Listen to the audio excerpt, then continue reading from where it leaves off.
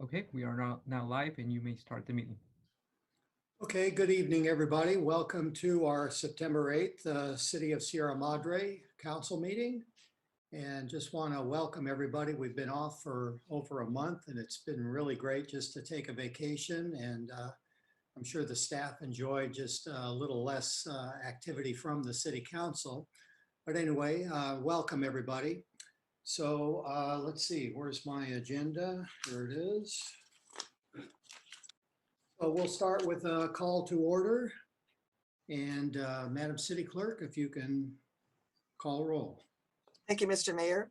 Mayor John Caposcia, Here, Mayor Pro Tem Rochelle Arizmendi, Present. Councilmember Jean Goss, Here. Councilmember John Herbedian. Here. Mr. Mayor, you have a quorum and may conduct city business. okay, we'll do the Pledge of Allegiance and inspiration. So I'm going to ask everybody to please mute their phone and I'll go ahead and recite the Pledge of Allegiance. Do we have a flag, Mr. Carlson? Okay, thank you.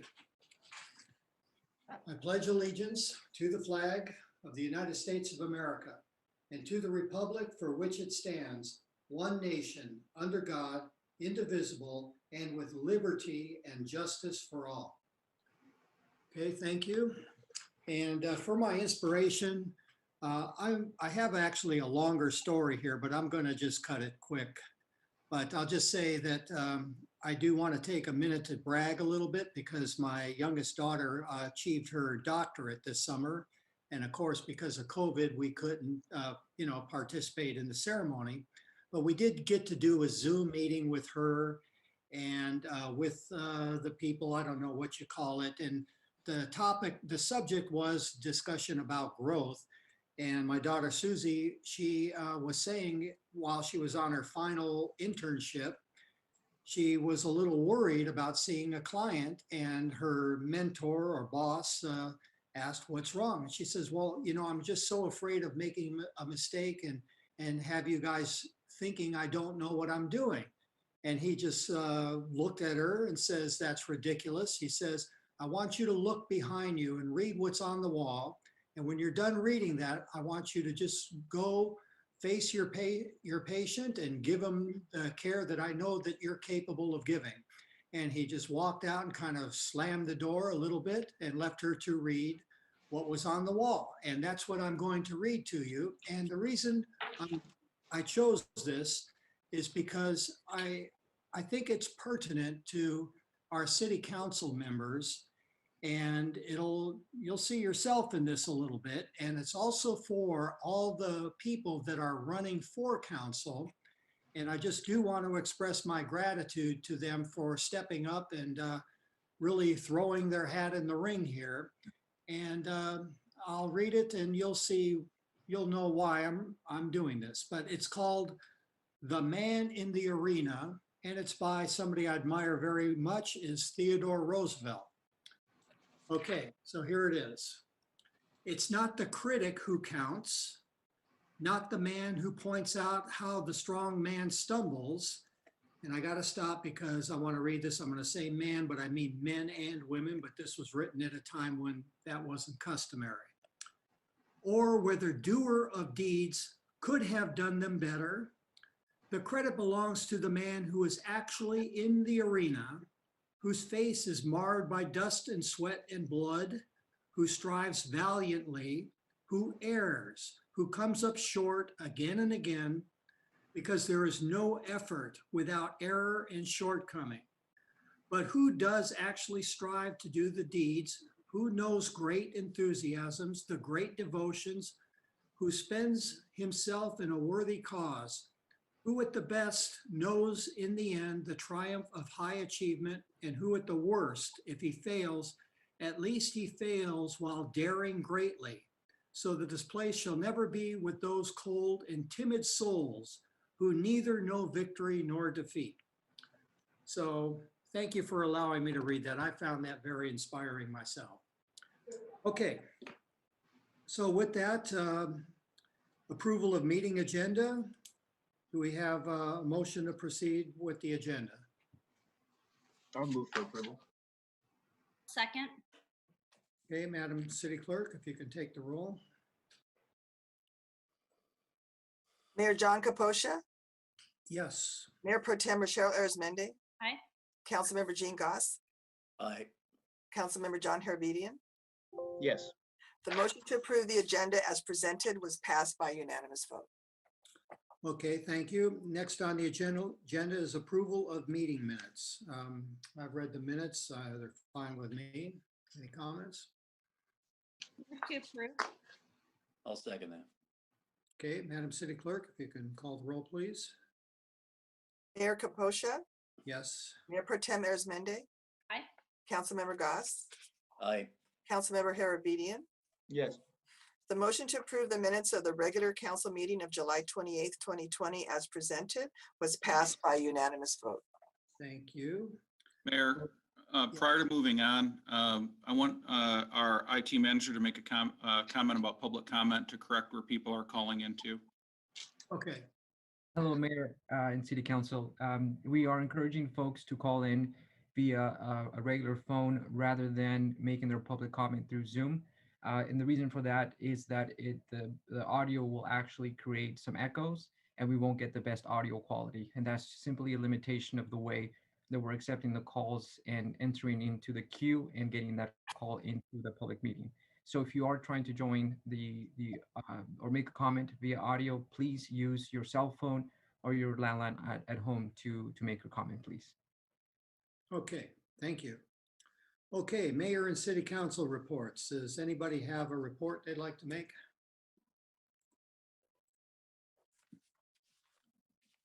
I have no report. I don't have a report. I'll just say that it's really nice to see everyone's faces. I mean, I think that all of us were probably looking forward to doing this in person, but for circumstances out of our control, we're back on Zoom. But I do think that it was nice to be away for a couple weeks, and I just hope everyone's staying safe. And I'm sure we'll talk more about that. But I hope that everyone and their families are staying vigilant and cautious and making sure that they're keeping their eyes on the local news in terms of where and when the Bobcat fire is going and whether there's going to be, things that you need to do to stay safe. So it's good to be back, see everyone. I'm sorry that it's under these circumstances, but it's good to see everyone. Okay, thank you. Mayor Pro Tem, anything? I don't have anything to report, but along the same lines of Councilmember Herbedian, I'm hoping by the end of this meeting, we will have an update as to the Bobcat fire and the impact it'll have here in Sierra Madre. But thank you again, as always, to our frontline workers, our FD and our fire department and police department. I know that we all have been collaboratively working here along the foothills to address the issue. Okay, thank you. And I don't have any comments myself. So with that, we're going to open it up now for public comment for items that are not on the agenda. So for the audience, if you're here to talk about waterworks or the YMCA, please wait because that will be up on the agenda. And at that time, we'll be glad to hear your comments on that.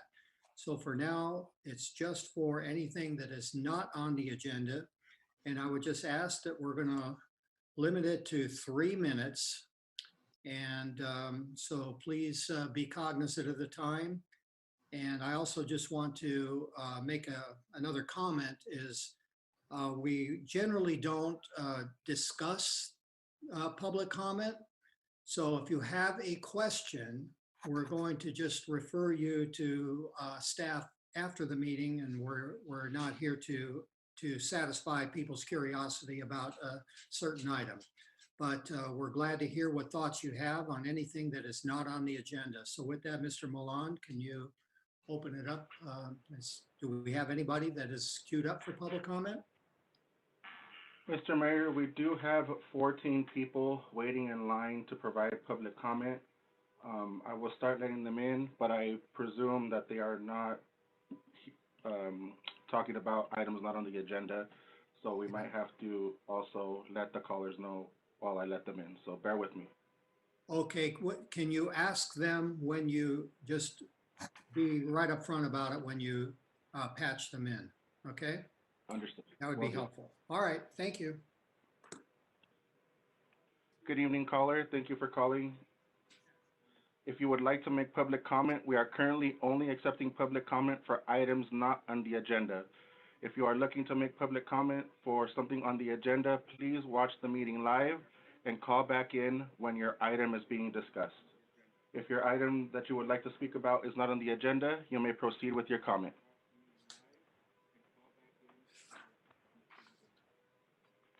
Caller, are you there?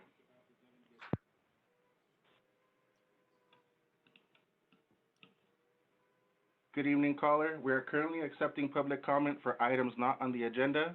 If you are calling about an item on the agenda, please call back when the meeting is being discussed, when the item is being discussed. If your item is not on the agenda, please proceed with your comment.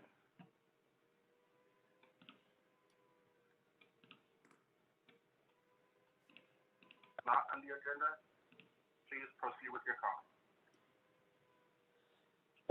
Is that for me? Yes, it is.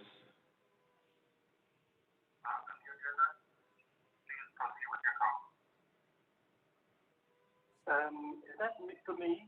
Caller, if you Okay. go ahead and mute your live I feed. need to mute my computer. Right. Okay, I've muted my computer. Caller, okay.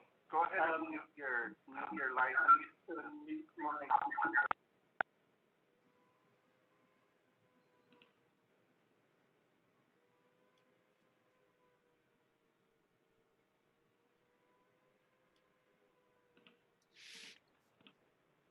Good evening, caller. We are currently accepting public comment for items not on the agenda. If you are calling about an item on the agenda, please call back when your item is being discussed. You may proceed with your comment. Hello? Hello, yes. You are live for public comment. Caller? Hello? Yep, you are live for public comment for items not on the agenda.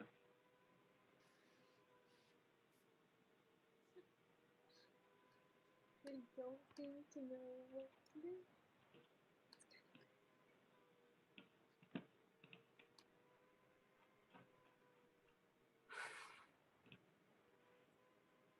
Good evening, caller. We are currently accepting public comment for items not on the agenda.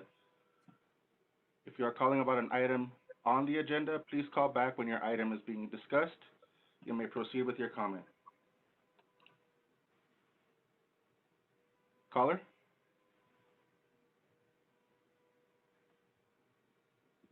Hello, caller. Hello? Hi, yes, we're currently accepting public comment for items not on the agenda. If you are calling about an item on the agenda, we ask that you please call back when your item is being discussed. You may proceed with your Okay, call. I'll call back. Thank you. Okay.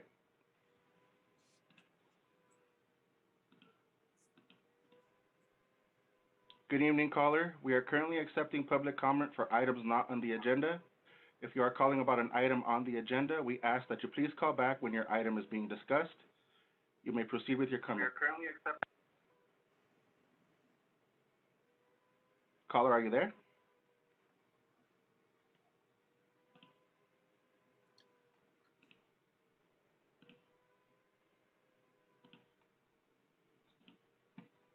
Please be sure to remind them to say their name and the city of residence You got it. if they speak. Caller, are you there? Please be sure to remind them to say their name and the city of residence So, David Gordon, if they speak. Sierra Madre. Caller, are you there? Please be sure to remind them. Please mute your feed from the live TV to avoid feedback. David Gordon, Sierra Madre. Please mute your feed from the live TV to avoid feedback. David Gordon, Sierra Madre. Please mute your feed from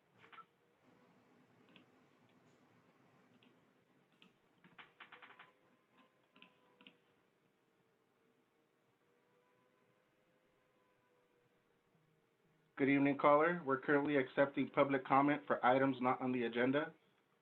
If you are calling about an item on the agenda, we ask that you please call back when your item is being discussed by the council. If you would like to proceed with public comment, please state your name and city of residence for the record.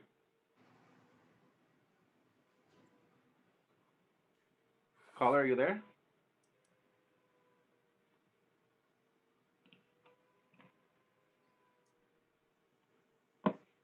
Hello, caller.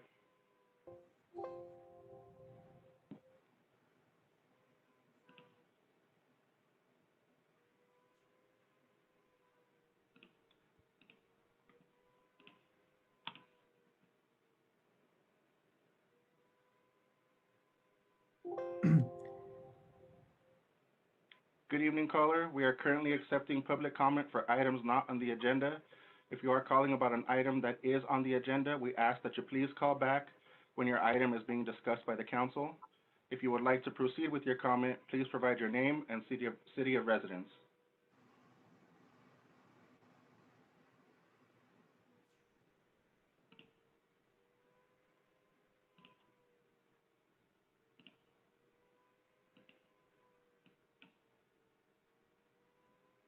Mr. Mayor, if you allow me a second, I need to make an announcement for anybody that is currently trying to connect to the public comment line.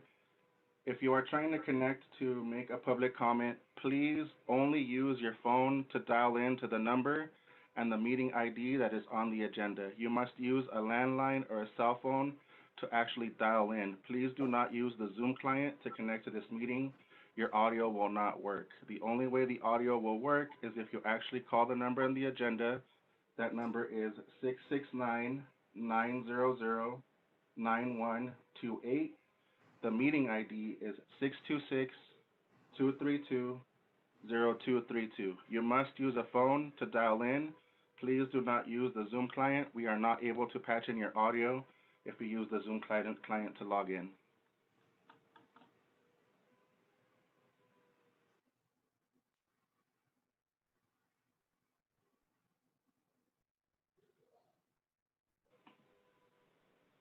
Good evening, caller. We are currently accepting public comment for items not on the agenda. If you are calling about an item that is on the agenda, we ask that you please call back when your item is being discussed. If you would like to proceed with your comment, please state your name and city of residence for the record. You may begin. Thank you. Deb Sheridan, Valley Vista Drive. Good evening, Mayor Kaposha and City Council members. When I became Deputy City Clerk, I took an oath to defend the city of Sierra Madre. I know you have taken the same oath. We are facing the most important national election of our lifetime, and for the first time, at the same time, we're voting for 3 city council members and 1 member of the PUSD school board. I have 2 requests this evening. Postmaster General DeJoy has removed mailboxes and sorting machines from post offices throughout the United States. Mail carriers' routes that they have had for years have been changed, and mail has been allowed to accumulate instead of being delivered. I am requesting that our City Council send a resolution to the Postmaster General that you will protect our post office from any interference. We've already seen delays, as noted by one of our residents who wrote into the LA Times that she hadn't received mail for 3 straight days, and once it resumed, it was very late. Our seniors need medication. We need our checks that still come in the mail, and we need to be assured of receiving our ballots. I am also requesting that you notify all residents of their voting options, not only in person beginning on Saturday, October 30th, or mailing in your complete ballot, or at any of the drop-in box, or the one drop-in mail box we have in front of City Hall. Please remind them that voting more than once is a felony. Please notify the residents by mail, banners, Facebook page, and any other means you can think of. And I thank you all for your service to our city and for protecting our right to vote. Thank you so much. Bye-bye. Okay, thank you, Ms. Sheridan. Good evening, caller. Thank you for calling. If you are calling, we are currently accepting comment for items not on the agenda. If you are currently calling to discuss an item that is on the agenda, we ask that you please call back when the item is being discussed by the council. If you would like to make your comment, please state your name and city of residence for the record, and you may proceed.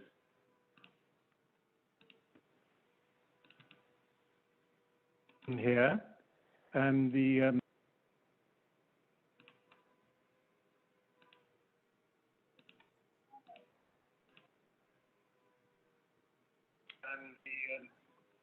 Hello, caller.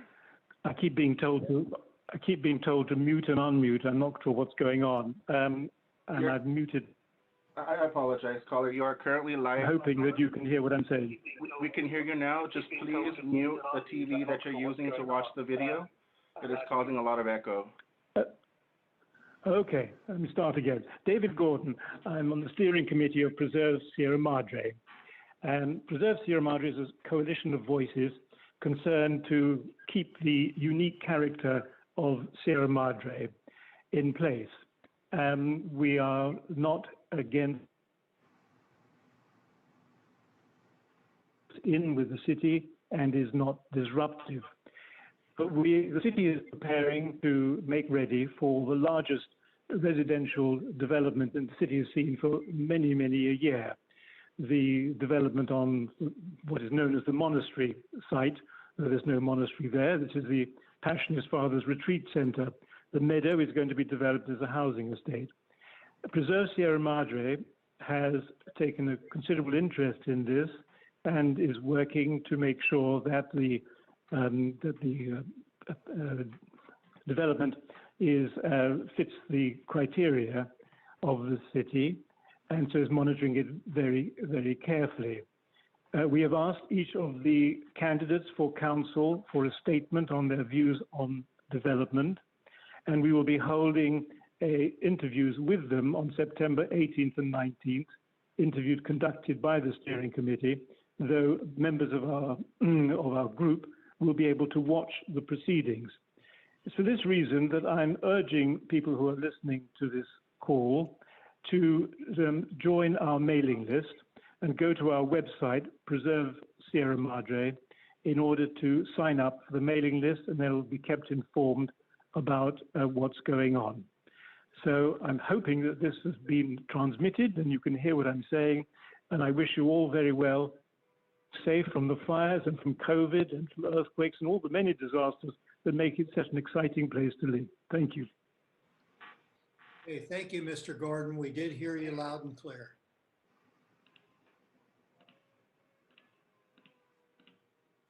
Good evening, caller. We are currently accepting public comment for items that are not on the agenda. If you are calling to speak about an item that is on the agenda, we ask that you please call back when the item is being discussed by the council. If you would like to proceed with your comment, please state your name and city of residence for the record. You may begin.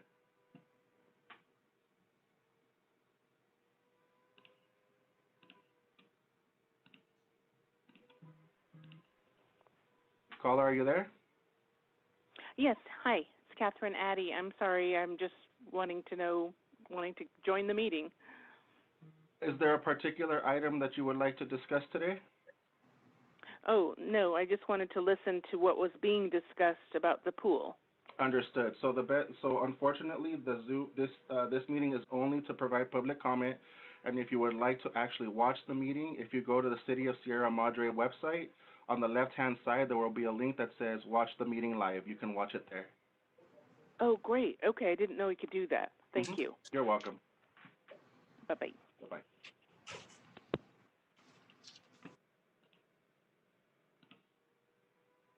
Good evening, caller. We are currently accepting public comment for items not on the agenda.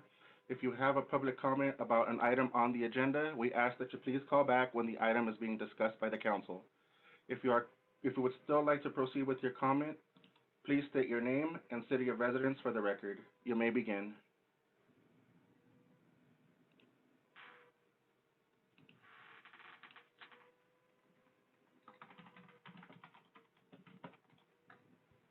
Good evening, caller. Are you there?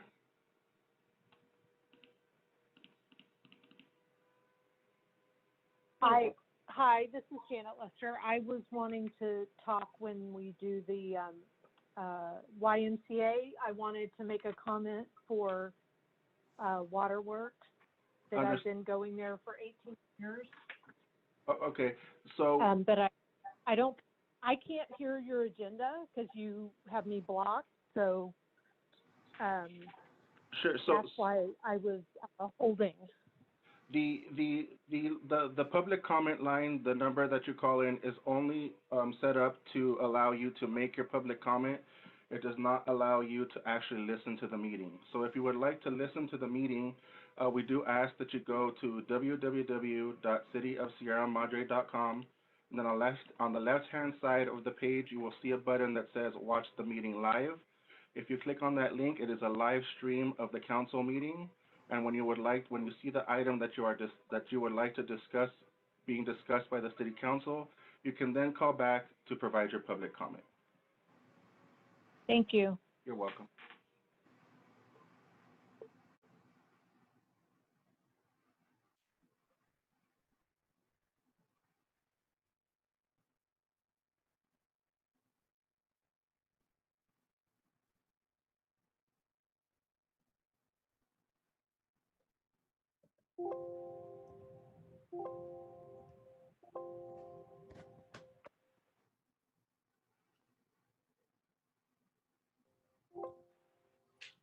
Mayor, at this time, there are no more callers in the queue.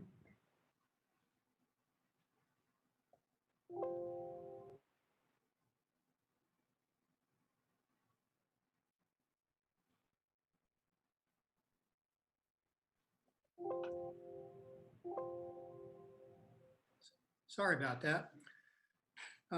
So with that, we'll close public comment and move on. The next items are our consent calendar. Madam City Clerk, would you like to read the items on this consent calendar? Thank you, Mr. Mayor. We have quite a few this evening. Item A, consideration of resolution 20-57 approving certain demands. Item B, consideration of resolution 20-58 approving certain demands from August 28th, 2020. Item C, consideration of resolution 20-59 approving certain demands. Item D, consideration of transfer agreement number 2020MP74 between the Los Angeles County Flood Control District and the City of Sierra Madre Clean Water Program Municipal Program. Item E, consideration of resolution 20-56, adoption of the City of Sierra Madre Local Hazard Mitigation Plan. Item F, consideration of the purchase of new Type 1 ambulance. Item G.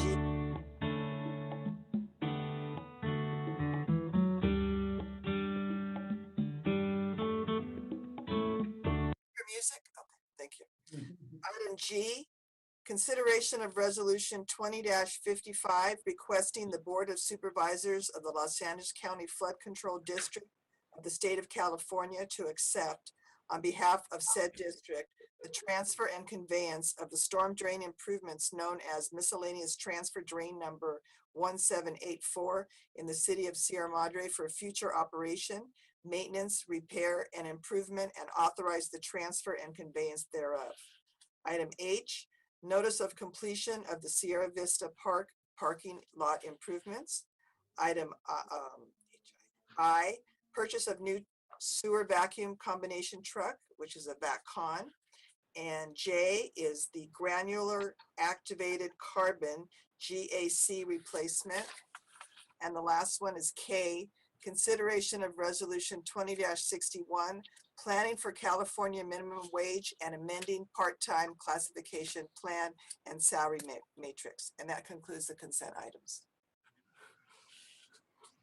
Thank you, Madam City Clerk. Okay, any questions regarding items on the consent calendar?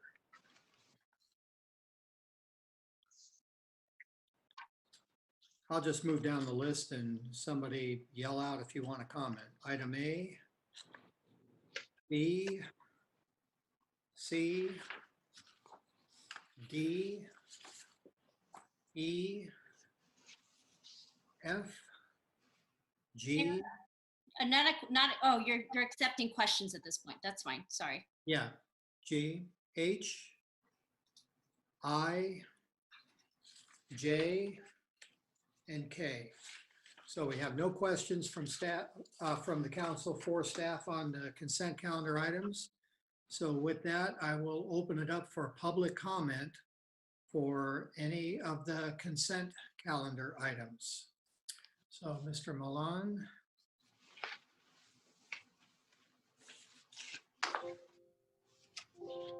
Bear with us, Mayor. We're setting that up now. Please stand by.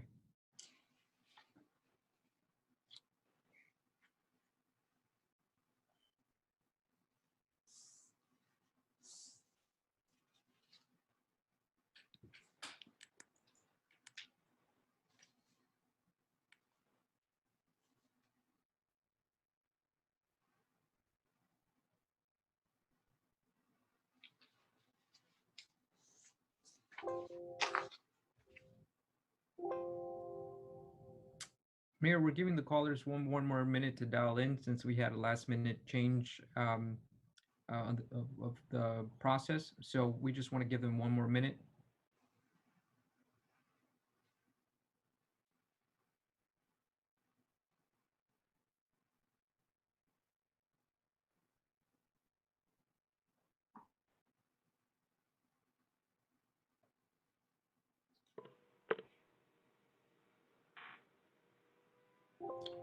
Mayor, there are no callers in the queue at this time. Thank you. We'll bring it back to council. Any discussion on any of the consent calendar items? Not a discussion, Mayor, but just a comment regarding item F and I with the new type ambulance and the vacuum combination truck. I know one of my biggest questions when I was reading through the reports was as to whether this was budgeted for the upcoming year, and both items are. I think that's just important information to share with those that are watching tonight. And especially considering what's going on with our Bobcat fire and making sure that we're keeping folks safe. I know the ambulance just needed some upgrade, and so the fact that it's already budgeted into our upcoming budget, I think, was reassuring. Okay, great. Anybody else? I have just a quick comment, Mr. Mayor, on the completion of the Sierra Vista parking lot improvements.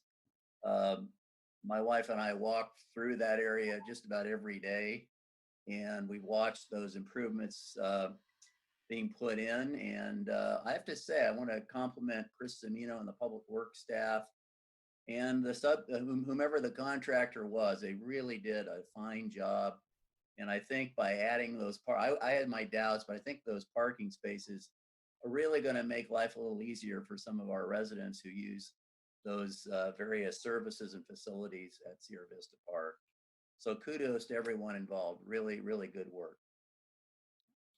Okay, thank you. I don't have a comment. I'll move for approval of the consent items. And I'll second. Okay, Madam City Clerk, we have a motion and a second. Thank you. Mayor Kaposha, Yes. Mayor Pro Tem Arizmendi, Aye. Councilmember Goss, Aye. Councilmember Harabedian. Yes. The motion to approve consent items 1A through 1K as presented was passed by unanimous vote. Great, thank you, Madam City Clerk. Okay, next we have a public hearing on the proposed use of development impact fee expenditures. Mr. City Manager, will that be you giving the report? No, Mayor, we will have our finance director give the report. Okay.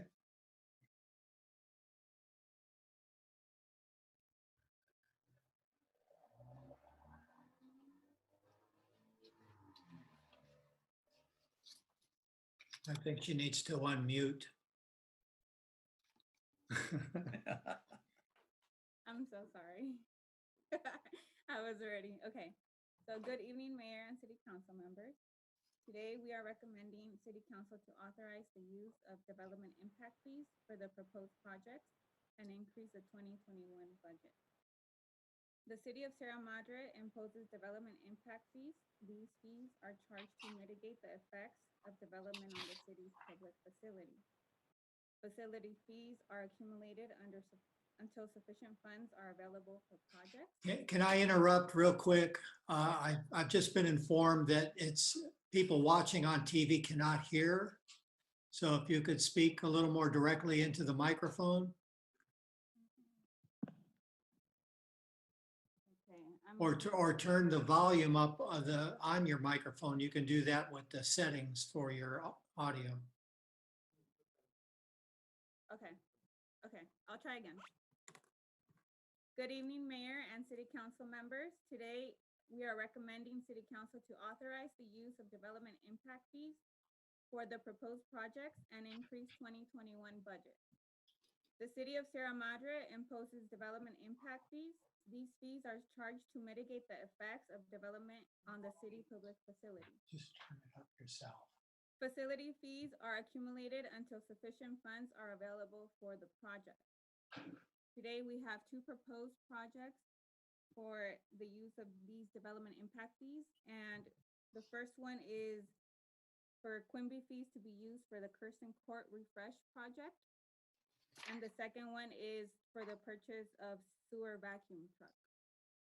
Alternatively, council can direct staff to not expend development impact fees at this time, or the city council may provide staff with further direction. That concludes my report. Okay, thank you very much. Okay, any questions from council for staff on this one?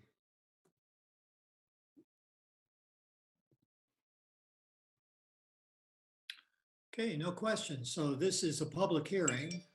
So I will open it up for comment. So are there any members of the public that wish to comment on the expenditures for our facility fees for the Kirsten Court refresh or the sewer vacuum truck? Mr. Mayor, there is currently one person that just called in to provide public comment. I will allow them in the meeting now. Okay, Good evening, caller. We are currently accepting public comment for the public hearing that is on the agenda for tonight. If you are calling about a different item, we ask that you please call back when the item is being discussed by council. If you would like to proceed with your public comment, please state your name and city of residence for the record. You may begin.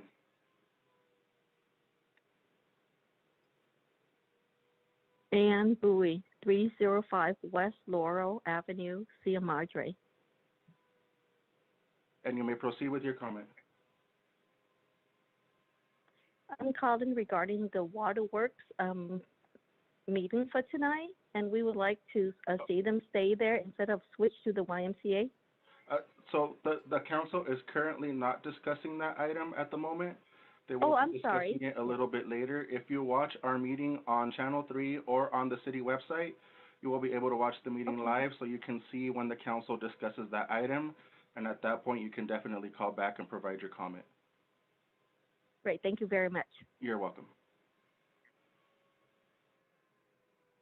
Mr. Mayor, there are currently no more callers for public comment, but I would like to once again remind our residents or anyone that would like to provide public comment, please only call in using a phone. Do not join the meeting using the Zoom client. It will not allow you to speak to us. Please only call using your phone or a landline using the phone number and the meeting ID that is on our city agenda. okay. All right, I seem to have lost my Zoom feed here, but with that, I will close the public hearing and bring it back for discussion with the council. Can you all hear me? Yes. Okay.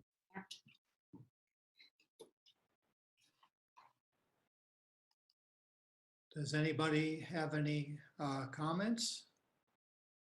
No comments from me. No comments here. No Okay. comment on this.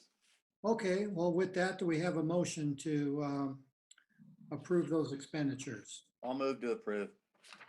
A second. Okay, Madam City Clerk, we have a motion and a second. Can you call the roll?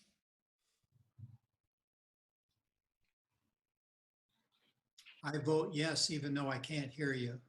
Madam City Clerk, you're on mute. Thank you. Sorry, Mayor Kaposha. Okay, you already said yes. Mayor Pro Tem Arizmendi? Aye. Councilmember Goss? Aye. Councilmember Harabedian? Yes. The motion to approve the use of development impact fees for the proposed projects and increase the fiscal year 2020-2021 budget accordingly as presented was passed by a unanimous vote. Okay. Thank you very much. Okay, next item on the agenda is consideration of proclamation designating September 13th, 2020 as Phyllis Chapman Day, and consideration of Sierra Madre designation of Sierra Madre Historian in Emeritus to Phyllis Chapman. Mr. City Manager. Mayor, I will be giving this report today. Oh, okay. Thank you. The city was contacted by various groups asking if the city would consider if the city council would consider a proclamation proclaiming Phyllis Chapman Day on September 13th, 2020. Phyllis Chapman was a resident who gave selflessly of her time and of her resources. She passed away earlier this year in May at the age of 97. We were contacted by a number of groups who represent, to name a few, the Sierra Madre Historical Preservation Society, the Sierra Madre Women's Club, the Priscillas, Sierra Madre Civic Club, Sierra Madre Friends of the Library, Sierra Madre Garden Club, Kiwanis Club, Chamber of Commerce, and Mountain Views News. Collectively, they are requesting that we also, the City Council also designate Mrs. Chapman as Sierra Madre Historian Emeritus. So a proclamation has been prepared in the event that the City Council should choose to make these designations. And that completes my report. Okay, I don't think we need to do a formal vote on this, but if everybody is in agreement that we should do this, I have a proclamation I'm ready to read. Any objections? No objection here. All right, well, it's my pleasure and privilege to read this proclamation, which declares that Phyllis Chapman is Sierra Madre Historian Emeritus. Whereas Phyllis Chapman served as the city's unofficial historian for many decades before she passed away on May 18th, 2020 at the age of 97. And whereas Phyllis served the Sierra Madre community through her volunteer work, advocacy, and fundraising, in 2011, Phyllis Chapman was given the distinct honor of Sierra Madre Treasure. In 1980, Phyllis was nominated and selected as the Sierra Madre Older American of the Year. And whereas Phyllis contributed her time and resources to the community as a member of Sierra Madre Civic Club, Sierra Madre Women's Club, Sierra Madre Historical Preservation Society, Sierra Madre Garden Club, the Priscillas, and the Los Angeles County Arboretum. And whereas Phyllis served as docent for school and historic building tours, docent at the annual Wisteria Festival, Mount Wilson Trail Race, and also contributed to the book, A Southern California Story, Seeking a Better Life in Sierra Madre, written by Michelle Zach in 2009. Now, therefore, be it resolved that the City Council of the City of Sierra Madre does hereby proclaim September 13th, 2020 as Phyllis Chapman Day and bestows the title Sierra Madre Historian Emeritus to Phyllis Chapman in appreciation for the dedication and service that she provided to the city and its residents throughout her life. Presented this 8th day of September 2020 by the Sierra Madre City Council, Mayor John Capocha, Mayor Pro Tem Rachel Arizmendi, Council members Gene Goss and John Harabedian. So with that, Sierra Madre, this is now Phyllis Chapman Day. So she's a very impressive individual. And thinking ahead, I just wonder if there is anybody in Sierra Madre that can possibly rise to that lofty status of someone like Phyllis, who dedicated her life in such a way. I mean, it's just amazing how that she was so dedicated to Sierra Madre. So I'm really proud to be mayor on this day, and she's just an impressive individual. So any other comments from the city council? Mr. Mayor, I'd like to just a little personal story. 2012, when I first ran for city council, I knocked on Phyllis's door, and she talked my ear off. And I learned probably more in that meeting than I learned the rest of the next year. And I really hadn't been aware of her, and kind of kept an eye out on her. And truly an amazing person, and really I don't think uncalculable contributions over the course of her life. So this is totally cool. Okay, anybody else? Yeah, here. I mean, it was always a real treat to be in her presence, especially when she was singing and emceeing and doing a lot of things that she was really good at. And I would just like to give a thank you to all the individuals who reached out about this, especially Susan Henderson, who was a good friend of Phyllis. And I know Miss Aguilar, Laura Aguilar, was a good friend as well. So thank you to you both for bringing this to our attention. Okay. Yeah, I don't think I could add too much to what's already been said, but I mean, what she's done to our city just says so much in the proclamation. But I remember her quite well in the Wisteria, when she would do some of the docenting there and correcting me in some of my errors. And so I think it's very appropriate to hear how far she has gone in terms of her history, and I don't feel so bad being corrected by her, but I think this is well deserved.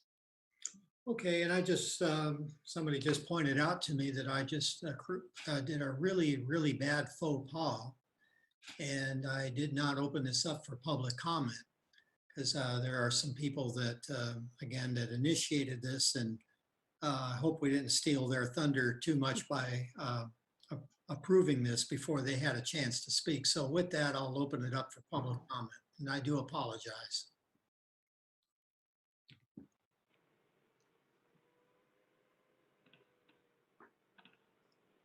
Good evening, caller. We are currently accepting public comment for discussion item number 1 on the agenda. If this is the item that you are calling about, please go ahead and provide your name and city of residence for the record. You may begin. Caller, are you there?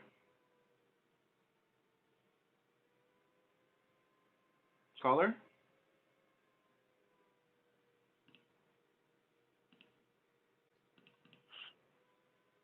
Caller, are you there? Hello. Hello. You are currently live for public comment on discussion item number 1. Please state your name and city of residence for the record.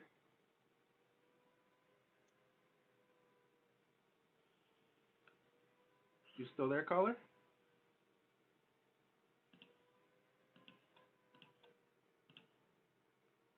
Good evening, caller. We are currently accepting public comment for discussion item number 1. If this is the item you wish to speak about, please provide your name and city of residence for the record. You may begin.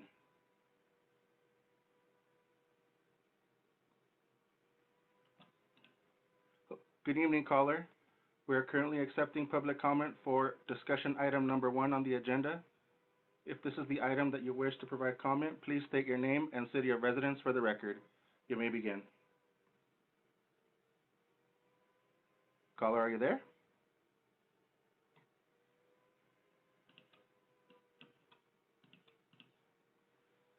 Good evening, caller. Are you there? Good evening. Yes. Deb Sheridan, Valley Vista Drive again. And I just wanted to thank you, City Council, for making Phyllis our historian emeritus, because she was, of course, a Sierra Madre treasure. Thank you. Bye-bye. Thank you, Deb. Good evening, caller. We're currently accepting public comment for discussion item number 1. Please state your name and city of residence for the record. Caller, are you there?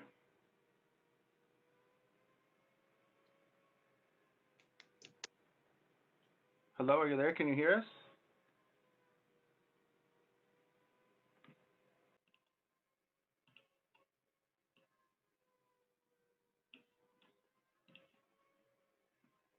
Mr. Mayor, that caller was not able to hear us and they did not provide a comment, but that was the last caller for public comment. Okay, thank you, Mr. Milan. Okay, so with that, we're done with item number 1. So let's move on to number 2, award a bid to lease and operate Sierra Madre Aquatic Center.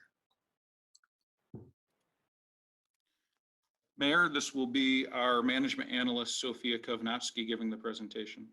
Okay, All right, good evening, Mayor and Council. Tonight, we will be discussing the award of bid to lease and operate the Sierra Madre Pool. Staff is recommending that the City Council authorize the city manager to execute an agreement with the Pasadena Sierra Madre YMCA to lease and operate the aquatic center for an initial term of 2 years. For some background, in 2012, the city issued an RFP to lease out the aquatic center to expand programming while decreasing the general fund subsidy that was needed to run the prior city-run program.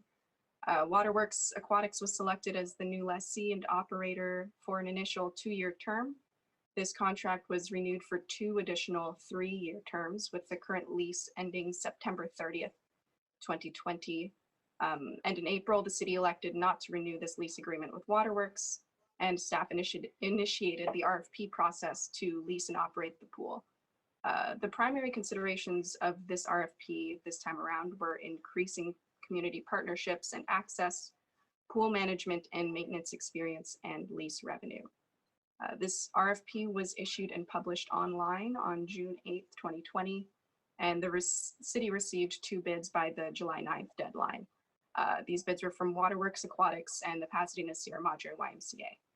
So the city is recommending the YMCA. They offered a variety of swim classes, lap swim, and open swim, along with a number of free community events and programs, and emphasized a primary goal to serve the community and expand its offerings based on community needs. A panel of staff from the city manager's office, community services, and public works departments reviewed these proposals and conducted interviews, and then non-department head staff were the ones who scored these bids. Both in the content of their proposal and after supplemental interviews, the YMCA scored either at the same level or higher than the other respondent in every category except for lease revenue. The YMCA demonstrated a very wide array of community programming, along with very in-depth guidelines for aquatic leadership, management, and maintenance. Their program prices submitted in the proposal were also less expensive than current rates. And because of the membership-based structure of the organization, detailed in the report is the difference in pricing among YMCA members, non-members, and current rates. For some lease review, the proposed agreement with the YMCA would amount to about $48,000 per year, while contracting with the YMCA would result in about $18,000 less in annual lease revenue than currently. The priorities in choosing a pool operator were also oriented toward community access and management and maintenance experience, of which the YMCA demonstrated a higher level of expertise. So staff has negotiated an initial 2-year contract with the YMCA to lease and operate the pool. Again, this is for about $4,000 a month or $48,000 annually, with the option to renew for an additional 3-year term. The YMCA has agreed to provide all of the programs and services listed in the proposal attached to the report, including day rates for lap and recreational swim, 25 hours of free community events at the pool, and they also have agreed to provide annual reports documenting their programs, attendance, maintenance requests, additional information, accident reports. So again, staff is recommending that the city council authorize the city manager to execute this contract. Upon approval from the city council, the city will enter into this attached agreement with the YMCA. The city may alternatively elect not to award the contract or direct the city manager to negotiate additional provisions in this contract or may provide alternative direction. With that, I'm happy to answer any additional questions you might have.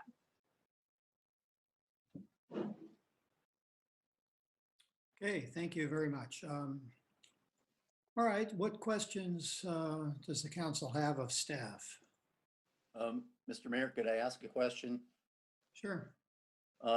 Should we approve this contract with the Y tonight, and when it is implemented, would there be any loss or downtime for the pool, or would this be a kind of seamless handoff where our pool continues to run across the two parties that would be handing it off? Councilmember Goss, I believe there will be a little bit of downtime. That's due to two reasons. One, the city has some work we want to do on the pool prior to turning it over, and it's easiest to do that when the pool's not in use. And second, we'll have to work with the YMCA if this contract's approved on COVID protocols for programming, and that may take a little while as well. So reasonably thinking a few weeks, maybe? I would say 30 days at the most, Councilmember. 30 days, okay. Thank you. I have a few questions, Mr. Mayor. Okay. In terms of hours of operation, Ms. Kanowski and Mr. City Manager, what is the plan for the YMCA? I did notice that the hours and the days in the proposals seem to be a half-day Saturday and then no hours Sunday, but it's not clear to me that that's actually what they plan to do if they were awarded the contract. Councilmember Harabedian, the pool hours would be expanded over the operation hours that you see today for the facility, for the Sierra Madre room, the weight room, fitness center. The pool would have different operating hours, including nights and weekends.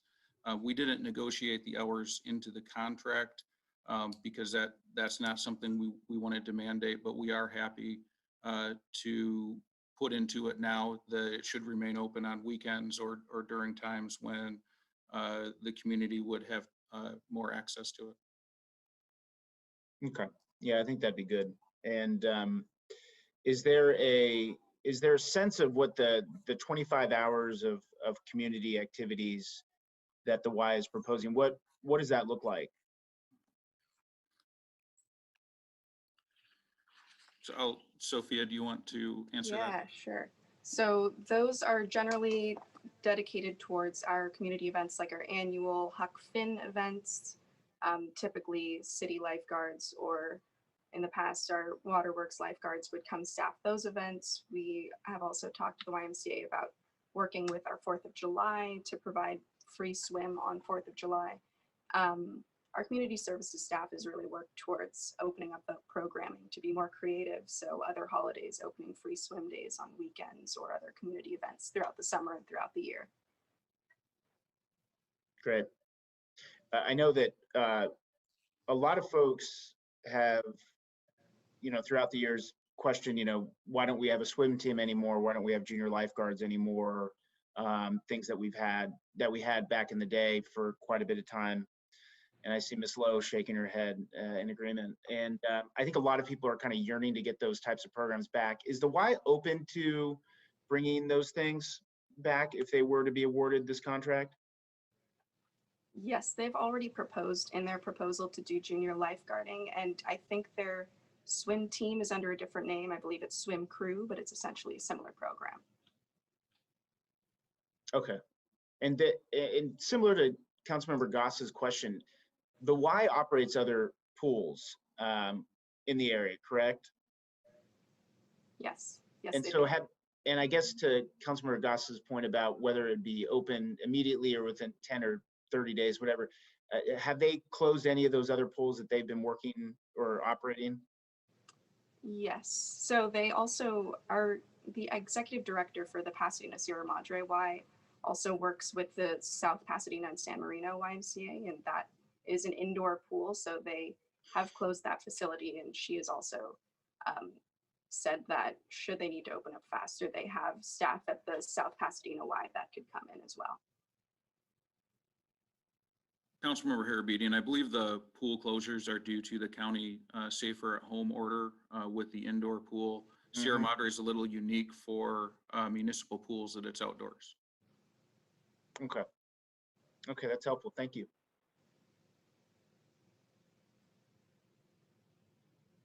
Okay, Councilmember Arizmendi or Mayor Pro Tem Arizmendi, do you have any questions? Not at this time, thank you. I have a couple. In the staff report, there's a little matrix, and which page is this on? Page 3, about comparisons between the current and the YMCA non-member and YMCA member. And I see that private lessons are not available for YMCA non-member. Do we know the reason for that? We have not gotten an official answer from them. We hadn't actually asked. From what I understood, that was a typical offering for their members only, but we could certainly ask them to provide a price for non-members as well. I'm just curious. I mean, I'm just looking at the, you know, there's a price for a YMCA member, $165. And looks like if you do purchase a membership, that would cost a little bit more than what's there today. But, you know, given the grand scheme of things, if you really want private lessons, you have other options as well. So it's really not that much of a concern to me. Okay, there's a statement that while contracting with the YMCA would result in $18,700 less in annual lease revenue. But let's see. Okay, that's community access, but there's another statement in here. Where is it? Oh yeah, it's anticipated that the city will save more funds in avoided expenditures on maintenance and capital items than the reduction in lease revenue amounts between the recommended and current provider. Can you explain that a little bit? Why do we believe that that's the case? Sure, Mayor. The current contract is pretty confusing about who is ultimately responsible for maintenance of certain items, repair, replacement of certain items, and what item is defined as a capital versus operational item. So what that has led to is the city having to repair, maintain, or replace infrastructure over time. The new contract, proposed contract, I apologize, has a very clear definition of what is operational, what is maintenance, what is capital, and also includes a dollar limit. We have a similar contract for maintenance in place at the community center. And once we made the switch to these definitions, we saw our expenditures for maintenance, operation, and capital items drop. Okay. So in the past year, if I haven't said it, we've spent $35,000 in the past fiscal year on this, on the community pool for repair and replacement of items. Yeah, okay. One topic, I was on the council, just Councilmember Harabedian and I were freshly elected. One of the first decisions we made was to give the contract to Waterworks, and after years of our own staff, city staff operating the pool. And immediately, I just remember we just had so many complaints about how hot the water was, and those that did lap swimming just really just couldn't stand the heated water to that degree. How would the YMCA operate with regard to the temperature of the water? I mean, do they have a standard for their operation, or do we just look at what others have done, other YMCA pools, or what are they proposing to do in that regard? Mayor, they have stated they'd heat the pool year round. We don't mandate a specific temperature. We leave it to the enterprise who's operating the pool to select a temperature that's appropriate for their visitors and customers. Yeah, okay. Well, that leads to another question regarding the Community Advisory Board, which I remember we really struggled to get that established. I don't remember what happened there. Why were we not able to establish a community advisory board? Because again, I think that was part of the issue there too, is that, you know, in Waterworks, they interface with their customers. Everybody became their customers, and we didn't really work as a, you know, we didn't have a community advisory board where some of these issues could be vetted a little bit better. So what happened there? Why were we not able to establish a community advisory board? Mayor, Go ahead. I can speak to that, Mayor. Good evening, Council. So we did work hard on that. We refer to it as the CAB, the Community Advisory Board. So Clarissa, who's on here as well, she's our recreation coordinator. And we worked immediately following that recommendation to put together the CAB. So we also work with our HR to develop the application process, as well as with our city clerk's office. And when we formulated that, we were coordinating the entire time as well with the pool manager at Waterworks, Ricardo Mello. And we made every effort to publicize the application. We put it on our city website, through social media. The staff distributed as well directly to Waterworks. Now, at the time, we were also informed that they had a good substantial amount of people that were interested. The application called for a committee that would be made up of a collective group of city staff, as well as Waterworks staff, as well as participants who were either part of swim teams or swim lesson participants. So with that, as we were moving forward, when we realized like, oh, there's a possibility that there's going to be interested individuals, we went through about the first quarter of 2019. So around March, we reconvened with Gabe, and we had not, in fact, received any completed applications with anyone demonstrating any interest to serve on the CAB. And so at that point, the decision was made to discontinue moving forward with that committee. So there was that effort made. We worked collectively again as a team, but at the end, there was in fact nobody that did demonstrate an interest. Nobody submitted any application. If we were to give the contract to the Y, would things be different? We, in speaking with them, yes, they did actually confirm that they would be very interested in going a second round. They currently do operate in terms of having their volunteers through their board that serve on various projects and programs. So they are definitely open to revisiting that if they needed to go that route, because they have been able to promote a lot of their programming in-house through the support of their board and other committees as well. Okay, all right. Mayor, I think just to add on that point, I think the community input aspect would probably be a little more natural with the YMCA.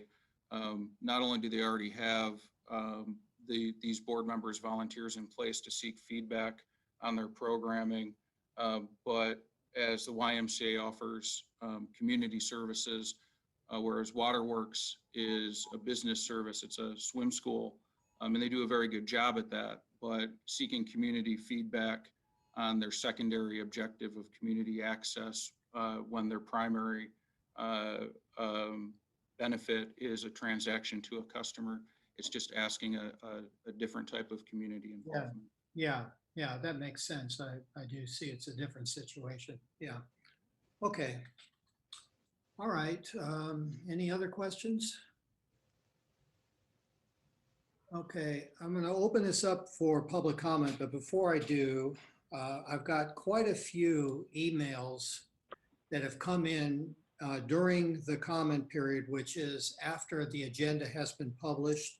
So when an email comes in and it's addressed to public comment, that becomes part of the record. You know, we have some challenges in having speakers speak live.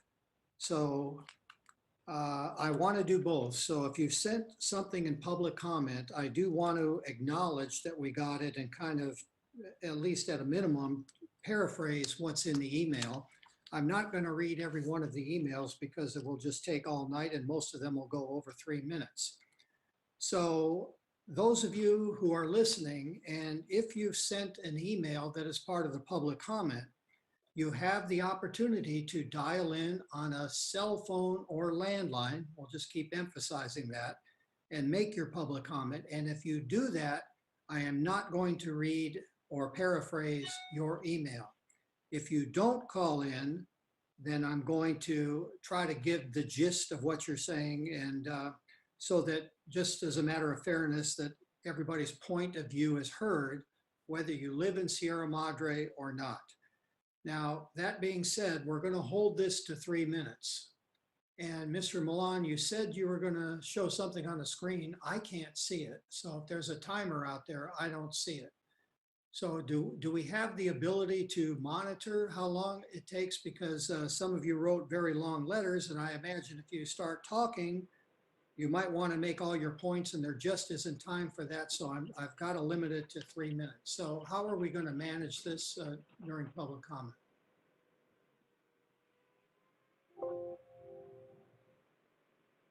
Mayor, there's a progress bar at the bottom of the slide that will show when your time is expiring.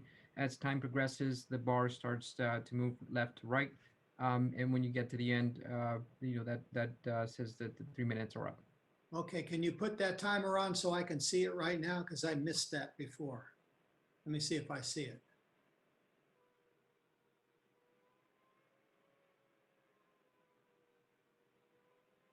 Oh, that's that rectangle at the bottom? Yes, sir, that's correct. And the idea there was to make it discrete enough so that it wouldn't take over the entire slide, but also clear enough for the speaker where they could notice how much time was left. Yeah. Okay. All right, so let's go ahead and open it for public comment. So I'm going to take all the verbal comments from people calling in first, and then we'll see how it goes with the written stuff. Mayor, if I may, I do want to make the announcement one more time. We certainly want to hear all of your public comments tonight. Just a friendly reminder that if you do wish to make a public comment, do not join using the Zoom meeting, as we will not be able to patch you in. The number and the meeting ID is on the screen for you to use. Please call us via a landline or a cell phone, and we're happy to take your comment through that method. Okay, so with that, do we have anybody in queue? You do, Mr. Mayor. There are currently 17 people in line for public comment.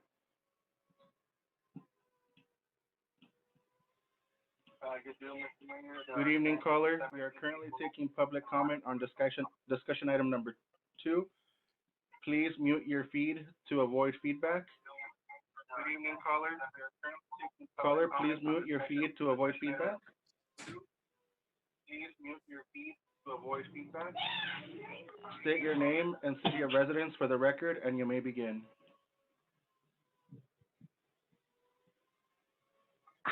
Hello. Yeah, go ahead. Hi, this is Victoria Tabakian. I live on Sierra Madre Boulevard in Sierra Madre. I'm the parent of, hello? Yes, we can hear you. If you're listening to the meeting live, Okay, I'm sorry. Mute. Oh, I Yeah. guess I was. I'm sorry. I'm hearing the feedback.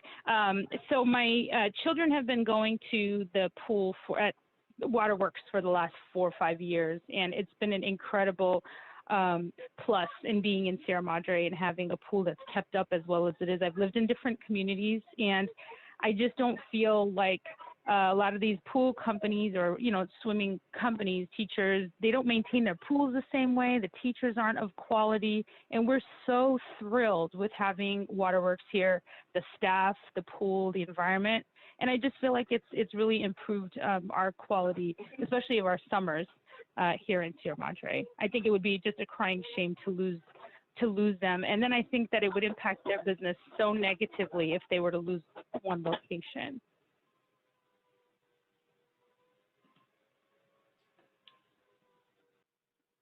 Thank you for your comment. Thank you. Thank you.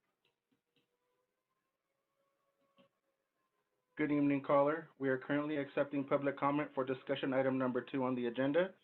Please state your name and city of residence for the record. You will have up to 3 minutes to provide your comment. You may begin.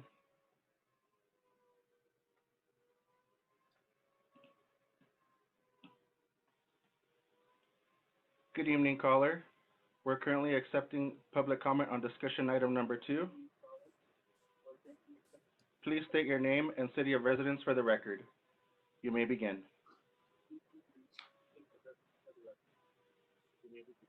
Caller, are you there? I am here. Go ahead. Please state your name and city of residence for the record, and you may provide your comment.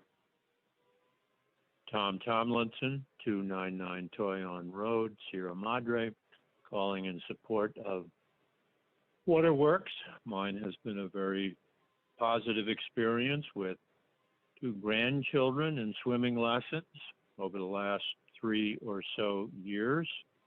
My own swimming with the lap swimming has been positive. When I needed a coach to evaluate my stroking, I got one. He was terrific. So I'm all very positive about my experience there. Thank you. Okay, thank you, Mr. Tomlinson. Good evening, caller. Please state your name and city of residence for the record. If you're currently listening to our meeting live, please mute that feed to avoid feedback. You may begin. Good evening, caller. Please state your name and city of residence for the record. If you're currently listening. Yes.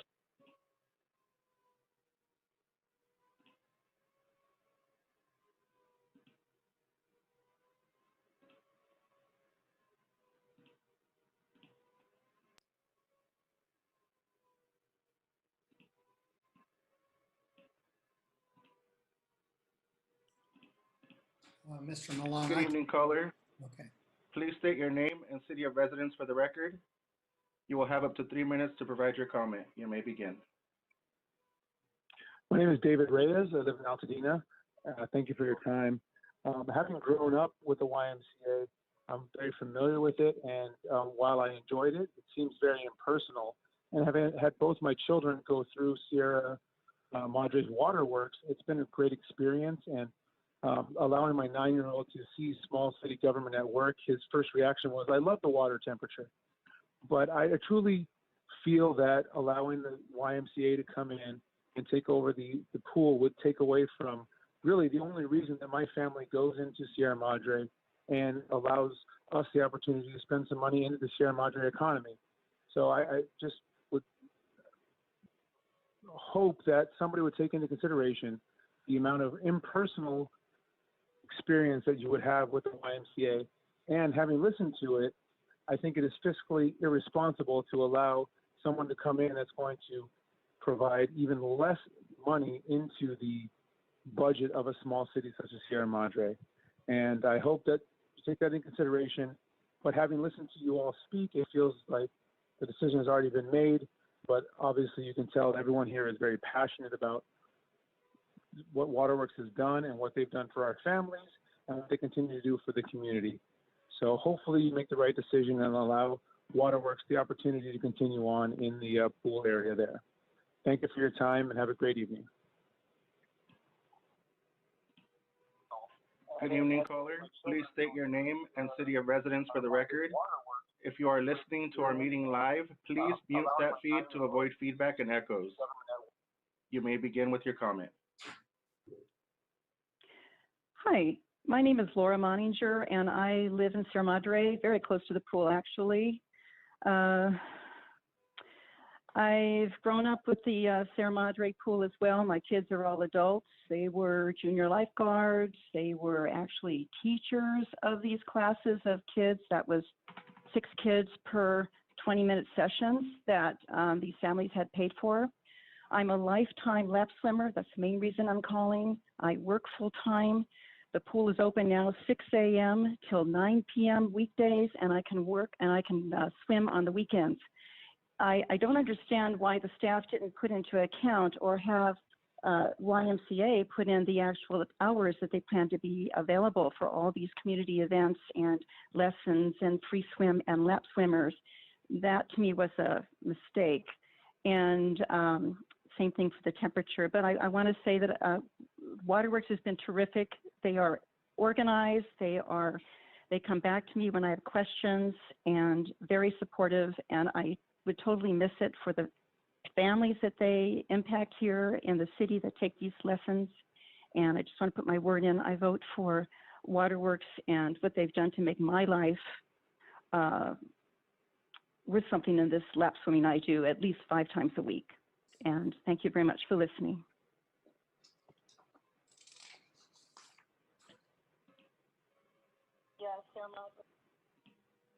Good evening, caller. Please state your name and city of residence for the record. You will have up to 3 minutes to provide your comment. You may begin. Elaine Ledesma. And your city of residence, and then you may provide your comment. Sierra Madre. Turn down. So I would like to comment that I am in support of the YMCA. I had 2 kids that both learned to swim when it was run by the city, and it was such a great experience. And then when Waterworks, it was a community experience. And then when Waterworks started, my daughter, who was on the swim team, they couldn't even swim because it was so hot. And when I talked with Waterworks about it, they said, well, you know, it's for the little kids learning how to swim. We've got to keep it at that temperature. My husband would do lap swims, and he also couldn't take the heat of it. But it seems like Waterworks is all about making money, and it's not community-based. And I just remember so many times that there were celebrations that were held, movie nights, different things, and it just was so much more of a community feel. And I think that Waterworks is just all about making money. That's it. Thank you for your comment. Good evening, caller. Please state your name and city of residence for the record. You will have up to 3 minutes to provide comment. You may proceed. Caller, are you there? Caller, can you hear me? Hello? Oh, yes, I can hear you. Yes, go ahead and state your name and city of residence for the record, and you will have up to 3 minutes to provide your comment. Okay, it's Catherine Addy, Sierra Madre, and I have mixed feelings because I've enjoyed Waterworks after they worked out some of the kinks, as you know, a heated pool, etc. But I felt that it was more of a business, like the gal that just stated that, and because I felt that it was more about lessons and less about lap swimmers. And I stopped going because with the laps, sometimes it was 3 to a lane, and I just couldn't handle that anymore. So I vote for the YMCA. I think they'll be more community-oriented than Waterworks, which is a business, and it's a good business. They did a good job, but I think their focus is on lessons and less on some of the community-type events that we had in the past. Thank you. You're welcome.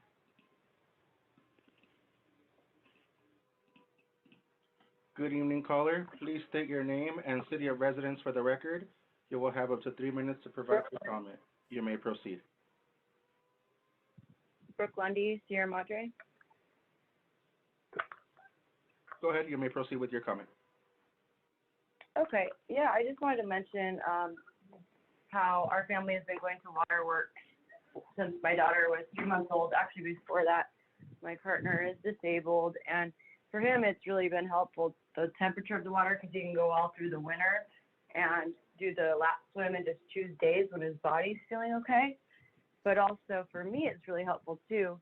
As a teacher, I can, you know, pick certain days. They're really, really easy. They can put the whole family on a schedule and work and target specific goals and areas for each person in the family. And we're all different. So with 5 family members, you can have 2 kids, one's doing like team, one's working towards that. And, you know, they're all in different places, as well as me. It would be such a shame to lose the baby and me classes, and those teachers, they've been a godsend. So huge, huge blessing to our community and really grateful to them. I do see some of the financial sides to the YMCA. However, just the warmth and my own experience with the YMCA as a child, voting for Waterworks all the way here. That's all. Thank you. Thank you for your comment. Good evening, caller. Please state your name and city of residence for the record. You may proceed with your comment. Yes, my name is Darren. Okay, thank you very much. My name is Darren Turco, and I live in the city of Sierra Madre. I've been a resident up here. My daughter's actually participated in both programs at the YMCA for the after-school program for several years, and then actually with the swim lessons with Waterworks as well too. So I've been appreciative for both programs, but I also I'm a swimmer myself, so I had surgery on my back several years ago. So having a pool as a resource to be able to swim at would be wonderful for me. And I had gone to the pool here as it's been under care with Waterworks, and I tried, I think, 1 or 2 times, and it's just not really accessible for the community. It is in terms of for lessons for the kids, but in terms of as a resident for myself, it really hasn't really been available for my own needs. So I ended up having to go over to the Rose Bowl, which I've gone to for several years, but I would much prefer to have a local community pool and spend my money and go to the local community pool for swimming and for lap swim for myself as well too. And I have an older neighbor who's actually done the same thing. The times that I did go, it was just 1 or 2 lanes, and it really not the time that was very much available for me. So as I said, I've been appreciative for the swim program for my daughter, and I'm very appreciative for the Y program for my daughter for after school. But I have complete faith that if the Y were to attain the use of the pool for the community, that the lessons for our children would certainly continue. But also I have a feeling that they would make it much more available for the community, for people like myself that do enjoy having the opportunity to swim and need to swim too. And we have that resource here in the community, and I would like to be able to pay to be able to swim here as well again. So I'm hoping that the YMCA is able to take over use of managing the pool, and I really think it would provide a resource not just for our kids, but for the community as a whole, much more than what we've had over the last several years. So thank you very much for the opportunity to speak. Thank you for your comment. Okay, thank you. Good evening, caller. Please state your name and city of residence for the record. You will have up to 3 minutes to provide your comment. If you are currently listening to our meeting live, please mute that feed to avoid feedback. You may proceed with your comment. Thank you. My name is Amy Wiggins, and I live in Sierra Madre. I would like to speak in favor of keeping Waterworks in Sierra Madre. Waterworks has become a part of this community in the past 9 years. They have leased the Aquatic Center, and I can't imagine Sierra Madre without them. My family and I have lived in Sierra Madre for 5 years, and we moved to this community because the city valued family and safety and community, and Waterworks upholds the values we cherish so much in the city. Waterworks is definitely family-oriented. My daughter's been taking lessons with them since she was 6 months old. We've always been welcomed with a smile, and the instructors have treated her like one of their own kids. Their hours have been a blessing to our busy schedules, and they have always been so flexible about time changes and adjustments to our lessons. My daughter loves her swim lessons there so much. And at Waterworks, safety is the priority. They teach drowning prevention after all. My daughter is learning to swim, and I can't think of a better life-saving skill for her to have than that. They have also exceeded all safety expectations with regards to COVID-19. Each instructor wears a mask, a face shield. I constantly see them cleaning their facility. They've set everything up to maintain social distancing. It is the only place that I feel safe taking my daughter right now.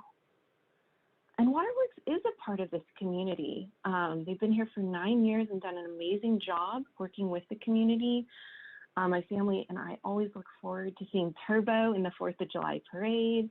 We enjoy the family events that they host at the pool, and they really do offer something for everyone year round. Waterworks needs to stay in Sierra Madre now more than ever. The fact that our city is attempting to change the one constant in my daughter's life in the middle of a pandemic is very disappointing and extremely frustrating. Waterworks is the only thing that my daughter can safely attend at the moment. Her preschool's closed. She hasn't seen her friends since March. She stays home like we all do all the time. To even think about taking this away from her is appalling. I can't believe the City Council would even consider implementing such a drastic change that impacts many of the city's children at the moment. It really makes me reconsider my vote this November. And lastly, I mean, when comparing Waterworks to other providers like the YMCA, Waterworks wins hands down. Waterworks has better hours. They're open year-round. They maintain a safe, well-kept facility. They offer community events. Their aquatics program is world-class. Their staff is amazing. They have lower turnover rate. They have no membership fees. And basically, it's fiscally more responsible for the city to keep Waterworks. Waterworks is clearly the best choice for our city and our community, so I hope that you vote to keep them here. Thank you.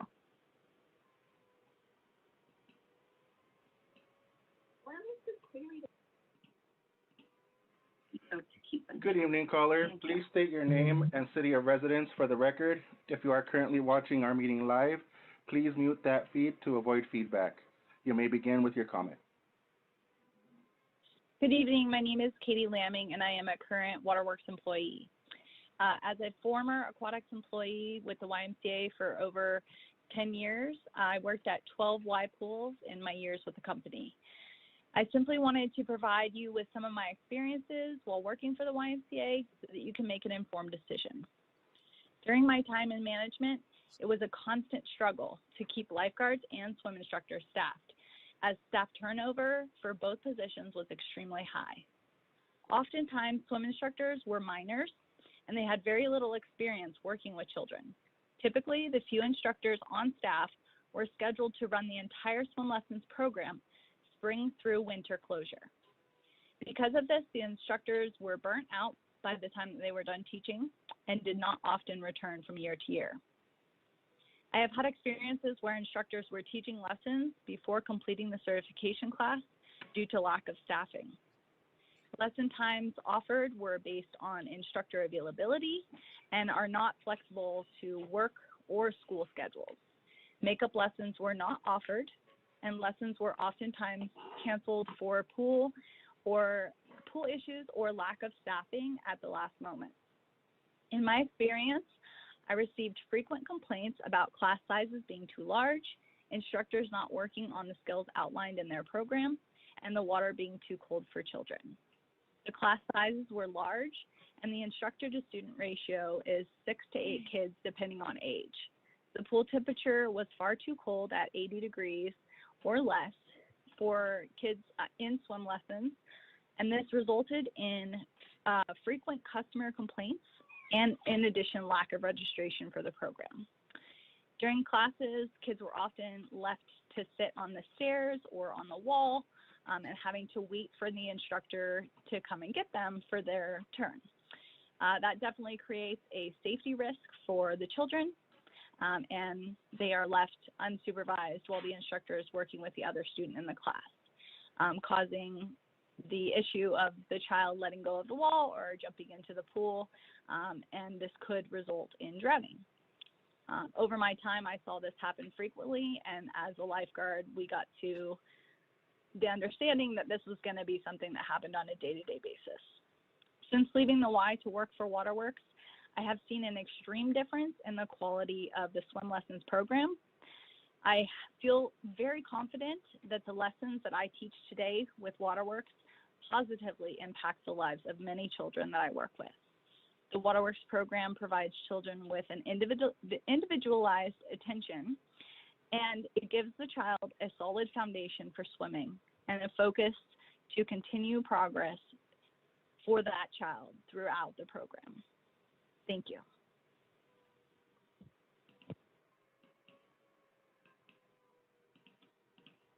Good evening, caller. Please state your name and city of residence for the record. You will have up to 3 minutes to provide your comment. Please proceed.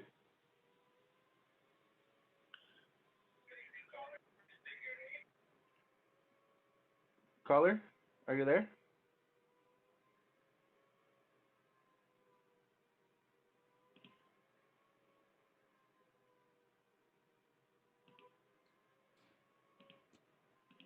Mr. Milan, could you please move through them quickly? If they're not ready to talk, just move to the next one. This is going to take all night. Will do, Mayor. You got it. Duly noted. Caller, please state your name and city of residence for the record. You will have up to 3 minutes to provide your comment. You may proceed. Terica Bailey, Pasadena. Hello, members of the Sierra Madre City Council. I'm a teacher in Sierra Madre and a resident of Hastings Ranch in Pasadena. My son is 10 years old and will be attending Sierra Madre Middle School in 2021. He is a bright, happy child with an above-average intelligence, but suffers from cerebral palsy. We started lessons for him at Waterworks in 2015 once a week as part of his therapy. We bought lessons as part of Waterworks packages and promotions. In the spring of 2017, my son needed to wear a cast for several weeks to treat his disability. Our paid and promotional lessons were set to expire in that time. Waterworks has a policy that lessons are not transferable by type, so as an only child, there was no way to use the lessons before expirations. I mentioned this to staff as soon as I knew, before they expired, and they assured me that they would reinstate the lessons.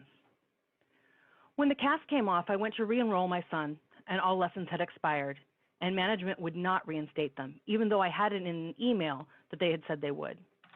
I took the issue to the corporate office and was still denied reimbursement for lessons that had been paid for. After weeks of calls and an escalation to the Better Business Bureau, they eventually reinstated the purchase lessons, but not the 2 promotional lessons that were included in the purchase. They said that this was done as a favor to me and that no lessons, paid or promotional, would be refunded should my son need to stop for casting in the future. There are no exceptions. Since casting is a regular treatment for my son's cerebral palsy, and Waterworks lessons are quite expensive, higher priced than the YMCA, which are renowned for their swimming programs, we cannot use Waterworks, our nearest swimming facility, without risk of financial loss. I ask you to please approve the YMCA to have the contract over the Sierra Madre Aquatic Center so that my child and any other people with medical issues may swim there again. Thank you for your time.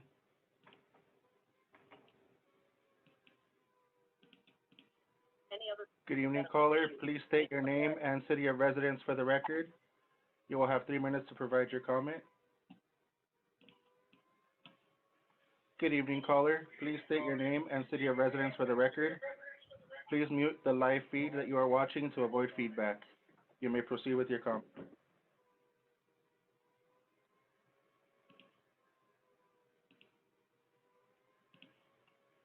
Good evening, caller. Please state your name and city of residence for the record. You will have up to 3 minutes to provide your comment. You may proceed. My name is Tony Held, a resident of Sierra Madre, California, and I'm calling in to make notice in favor of Waterworks Aquatics maintaining the lease of the Sierra Madre pool. I swim on a regular basis at the Sierra Madre pool under Waterworks. Have been doing that for a number of years, and the decision to come over to our pool was based specifically on using both the Pasadena and using the Monrovia pool of the YMCA, which the YMCA obviously is a great company and does a lot of great things around the country. However, in my opinion, they lack significantly in terms of understanding how to manage a pool for a number of reasons. Specifically, one that really stood out for me was overall cleanliness of the pool. So I'm a fan of Waterworks, would love to see them continue to support the community. I think they do an excellent job. They've got a great staff. They've done a tremendous job during the challenges that we've all faced during COVID. I haven't had a chance to look over their proposal, although I did see the YMCA, and a lot of the things that they're saying that they would be able to offer, that remains to be seen given the timeline that they would have to put all of those things into effect and train and get set up. So do have some concerns about our pool being down and our ability to to enjoy getting exercise there. So again, I'm in favor of Waterworks maintaining the lease with the city. Thank you.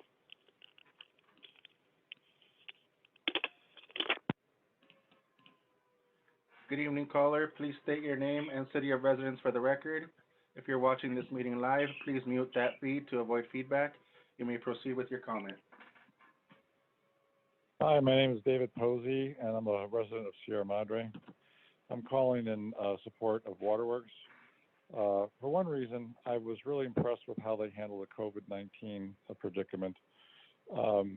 Their organization on reserving laps or reserving lanes at certain times makes me feel really safe when I come and I leave, and I feel, again, just very comfortable. Also, I feel as though when I looked at the proposal by YMCA, they don't open till 8 o'clock. And for those of us that work, our lap swimmers, we have to get in the pool well before 8 o'clock in hopes to get out of the pool in time to get to work. And I worry because the YMCA, I'm not putting down the YMCA, but they're a huge business. With Waterworks, it's an independent company. You've got somebody you can talk to try to make some changes. And I don't know if the YMCA is going to listen to me when I say, look, we got to open that pool earlier so I can swim, because I cannot swim anytime after 8 in the morning. So those are my concerns, and I'm hoping that you're considering, the betterment of the residents of Sierra Madre. And if the Y takes over that pool, I'm not going to be able to swim there anymore. I'll have to go back to the Rose Bowl or find some other alternative. So again, I certainly hope you do vote in favor of Waterworks. Thanks for your time.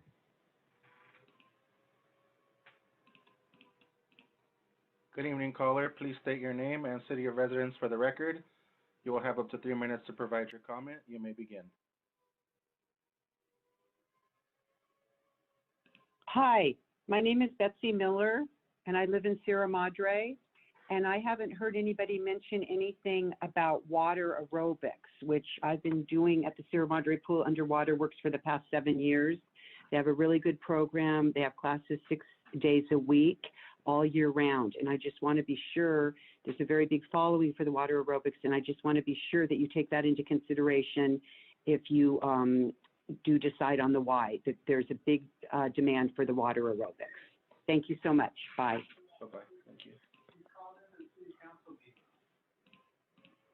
Do decide Good on the evening, why, caller. there's a big Please demand mute for the water feed that you are watching Thank to you avoid so much. feedback. Bye. Caller, please state Okay. your name and city of residence for the record, and you may begin with your comment. Yeah, my name is Chris Wiggins, and I'm a resident of Sierra Madre.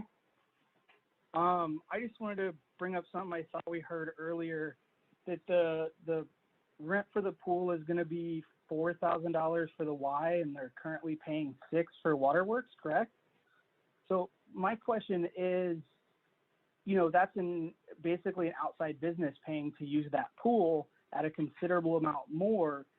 How does that affect the community's, other things? I mean, that's money out of the budget that goes to libraries, that goes to streets, that goes to everything, or we add that money back in by paying more taxes. So that's basically my thing. I mean, it really, not to be biased on the pool or, whether it's Waterworks, which I prefer over the Y. I mean, I think you can look at Ys around the country. I don't know if they really fit Sierra Madre. I mean, Ys aren't known to be the nicest. I mean, they definitely have their place, but the Waterworks facility is super nice. But on just a totally separate, non-biased side note, they're paying the city more funds to use the pool, and they're maintaining that pool. So, that's just something to consider. I mean, that's quite a bit of money every month into the city. So that was what I wanted to say, and that's it. Thank you very much. Thank you for your comment. Good evening, caller. Please state your name and city of residence for the record. Good evening. My name is Daniel Oriana Rogers. My family and I, we live in Monrovia, and I'm on the South Pasadena San Marino Board of Managers. And being a longtime member with the South Pasadena San Marino why my family and I, as members, and then being on the board, has really allowed me to see from two different perspectives, as a member and as a board member, on the inner workings of the YMCA. The YMCA, as we all know, is a nonprofit 501c3 company. So any money that is taken in by the Y, whether it be memberships or donations, is not only a tax write-off, but it goes to further other resources within the YMCA, because the Y is more than just a place to work out, in this case to swim or to exercise. But the money that they bring in, and one of the resources is through the pool, is that helps go to the youth in government, food drives, blood drives, and so forth and so on. And it also, that what the Y has to offer is financial assistance. No one is turned away at the YMCA. So if you're unemployed, or low income, moderate income, if you're unable to pay the fees, then they have financial resources for you. So again, no one is turned away. They help with the homeless. The homeless do come in at the Ys to use the shower facilities. They've been doing that at some of the Ys during this pandemic. So everyone has to realize that the YMCA is more than just a place to work out, to swim. It has, again, the youth in government that goes up to Sacramento. So the money goes to a number of resources. Camp Widow up in Big Bear, which unfortunately did not happen this year because of the pandemic. So you have to see beyond the swimming pool. It has the classes, it has the lifeguards, it has all the cleanliness, which I found a little offensive, if you may, because the Y is very, very clean. And if something is not right, then it is brought up. And being on the board, I do meet with the Pasadena Sierra Madre board and to help over there as well as need be. And it's a community. The YMCA is, again, you have to think of the Y beyond just the pool. The pool is a main asset. It does bring in revenue, and that revenue is given into the back into the community to within a percentage to help with financial aid to pay for other Okay, Mr. Rogers, activities within the Mr. Y. Rogers, Yes. excuse me, I think you've made your point and Yes. your time is up, but thank you very much for your Okay. comments. Okay. Okay. Well, thank you for listening. I do appreciate your time. Thank you. Thank you. Caller, please state your name and city of residence for the record. You may begin with your comment. Janet Lester, resident of Sierra Madre. I'm a frequent lap swimmer. And I enjoy the waterworks because of the hours. I'm able to go before or after work. And I've been going to that pool since 2002, so I remember when Sierra Madre was in charge of it, and Waterworks really improved it and improved the cleanliness. I'm very impressed by their response to COVID. I feel very safe when I go there. And I have been members of WISE in the past, and they don't have as flexible hours for people that have work schedules that work between 8 and 6. Again, Waterworks staff have been friendly. It's affordable, and I really appreciate that I'm able to swim and do my laps on a regular basis. Thank you.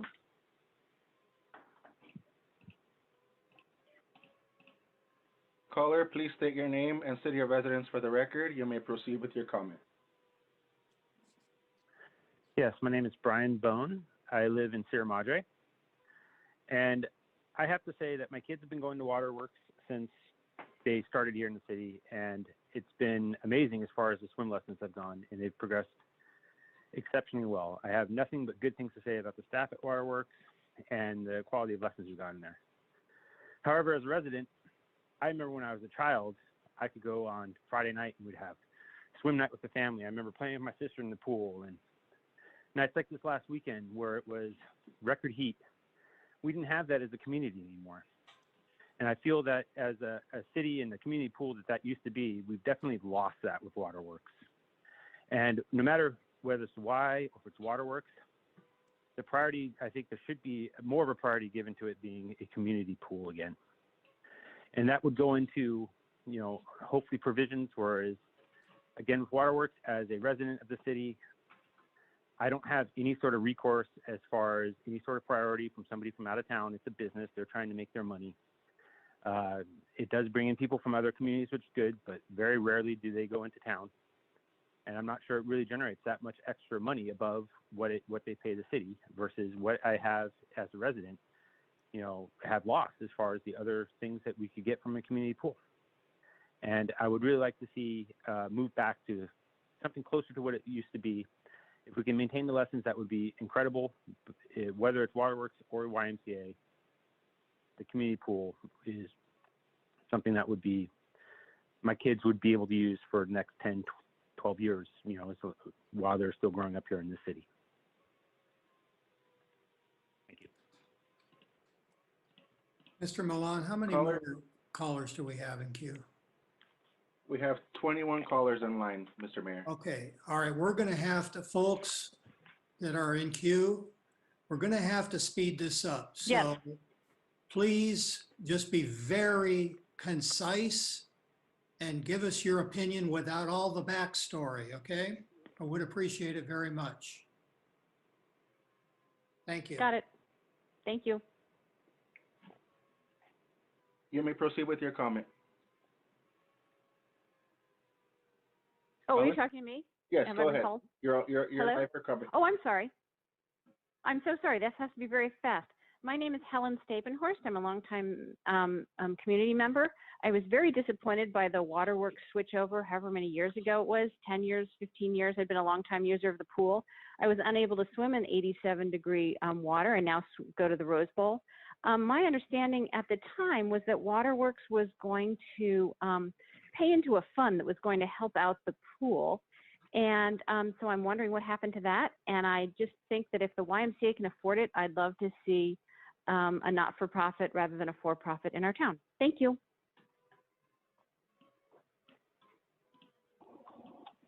Caller, please state your name and city of residence for the record. You may proceed with your comment. Hi, my name is Kayla Straw. My comment would just be to keep Sierra Madre's waterworks as is for the sake of the small locally owned businesses being unique.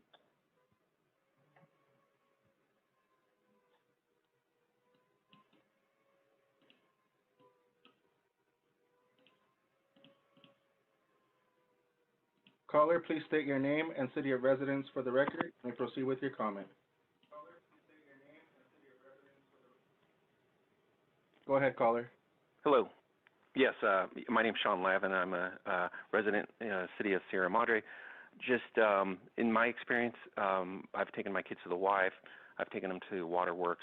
Waterworks is a much more professional organization. The quality of instruction there is much greater than at the Y. The Y was more like herding cats and 6 or 7 kids to a class, not nearly as effective from an instructional standpoint. Secondly, with COVID, making the decision now, it just seems like that would, 30-day, that would just be to the residents right now with limited activities. That just seems like a sort of a rash decision. It just seems like, with warm water and the community feel that the Waterworks, I guess that's the two of the issues. It just seems like the city could work with them or Waterworks to try to come up with a solution and maybe postpone the decision for another year. The whole thing just seems like a rash decision where we can still get some of the good and make it better with what we have rather than going to the Y. We're surrounded by Ys. There's Ys in every city, and everybody can go to a Y. But Waterworks, again, it's a much more professional organization. Thank you. Caller, please state your name and city of residence for the record. You may provide your comment.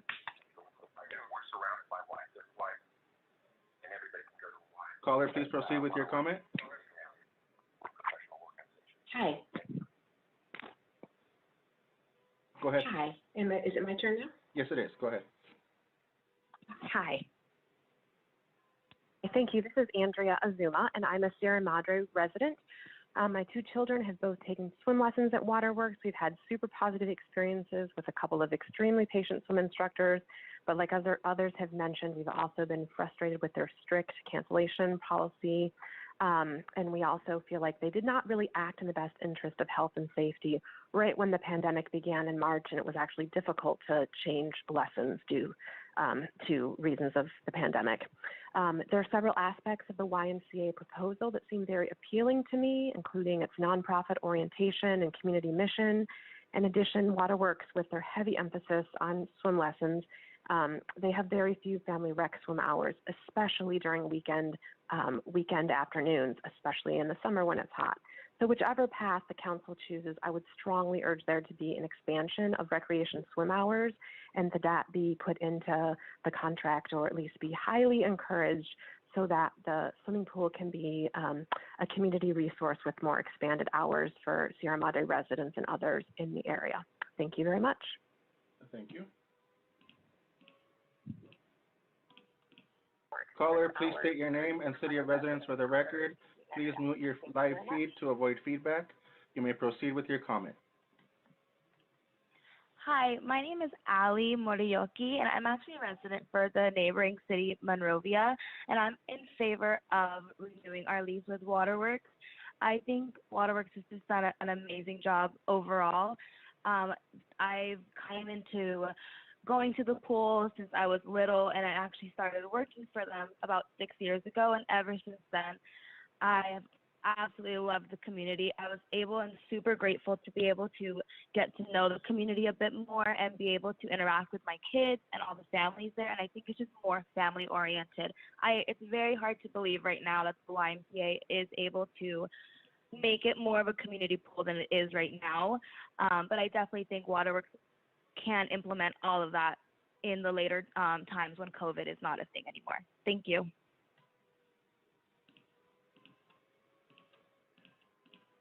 Caller, please state your name and city of residence for the record.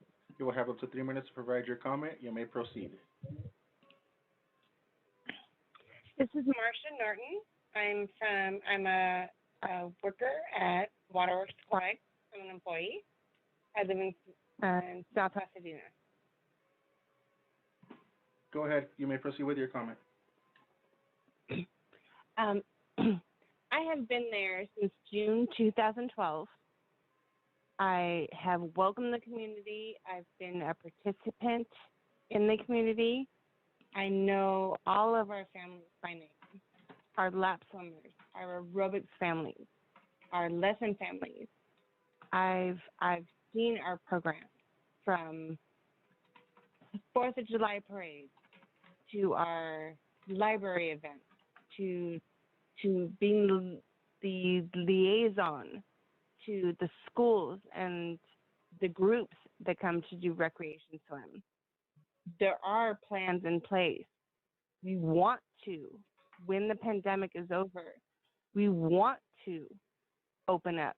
We have every effort to open up all avenues for families, for rec swim, for movie nights. I know the residents.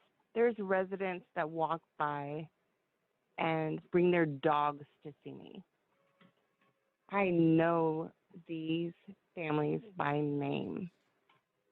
We are there to service the community. I refer families when they come and they want something to eat. Only place in town, Mama's Pizza, Village Pizza. Enjoy the community. I have been blessed to be welcomed as a family member into the Sierra Madre community. I embrace it, and I want everybody to embrace that too. So there are avenues that we are bringing community. I feel community. I've bought my car from Lap Summers. We are family. We are community. I know you all. I know your names. So if you want family, if you want community, I am here for you. I have been here for you since 2012. And I just ask you to think, do you want a face, a family member when you come in to say hello to? Do you want somebody that knows you, that says hello to you, that says hello Okay, to the excuse person me. walking Thank you you? for your comments. Your time is up. And I'd like to just again advise commenters to please, please get to the point quickly. It really isn't helpful to drag on. Please come to your conclusion quickly and inform the council of your opinion, and let's move on. We still have about 17 people to go, and that's not counting the written ones that have come in. Thank you. Caller, please state your name and city of residence for the record. You may begin with your comment. Yes, hi. Yes, hi. My name is Chris Barris, and I'm a resident of Sierra Madre. My wife and I are both very active lap swimmers, and it's always been disappointing to us to have to drive by the local pool in town to go to the Norm Johnson pool in Arcadia. And I mean, I don't have a bad thing to say about Waterworks. I don't really have anything good to say about them either in terms of the community outreach and the fact that, I used to have a Waterworks membership and they haven't contacted me at all until just the day before this meeting when they sent out a mass email to get people to call in. Anyway, if I had known that there was an opening on the community advisory board, I would have happily have joined it. Perhaps there could be some better communication with regards to that. Anyway, prior to living in Sierra Madre, my wife and I, we lived in a city that was had a YMCA managed pool, and it was outstanding. It was very clean. It had late hours that could accommodate folks, and it was a well-run facility. I would love to see that happen here. Thank you so much. Caller, please state your name and city of residence for the record. You may begin with your comment. Hi, my name is Katya Kalijian. Oh, right now? Go Hi, ahead. my name is Katya Kalijian. I am a resident of Sierra Madre. I have had many memorable experiences with Waterworks Aquatics. My family and I have participated in many events with Waterworks, including the boat races for the 8th grade class of Sierra Madre, class parties, and fun days in the summer swimming at our local pool. We have always recommended Waterworks to family members and friends who have young children because we have had a great experience with the company, instruction, and employees. I've always noticed the quality of their swimming instruction, their welcoming and loving attitude towards families, and their professionalism.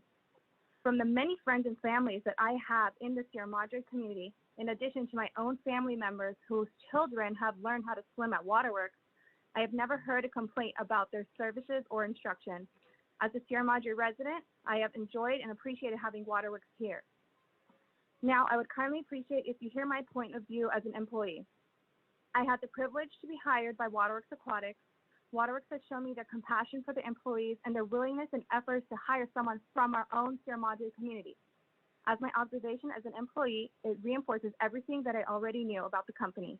They are very family-oriented, professional, they have high-quality swimming instruction, and they're compassionate. The bond between instructor and student is amazing. I always see the kids coming into our facility with smiling faces, eager to get in the pool. Finally, I will add, I worked as a nanny of 3 young children for 3 years, and during that time, I was in charge of taking them to swimming lessons at the YMCA, and in which, in my opinion, cannot compare to Waterworks.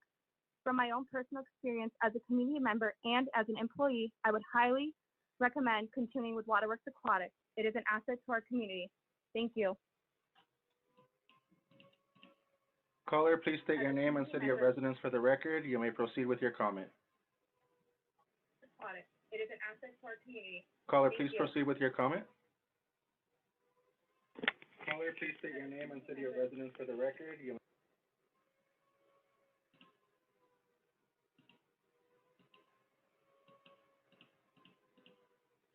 Please state your name and city of residence for the record. You may proceed with your comment. Yep.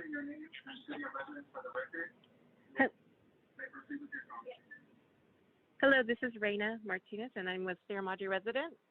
And I've been a longtime lap swimmer with both when it was a city pool and with waterworks.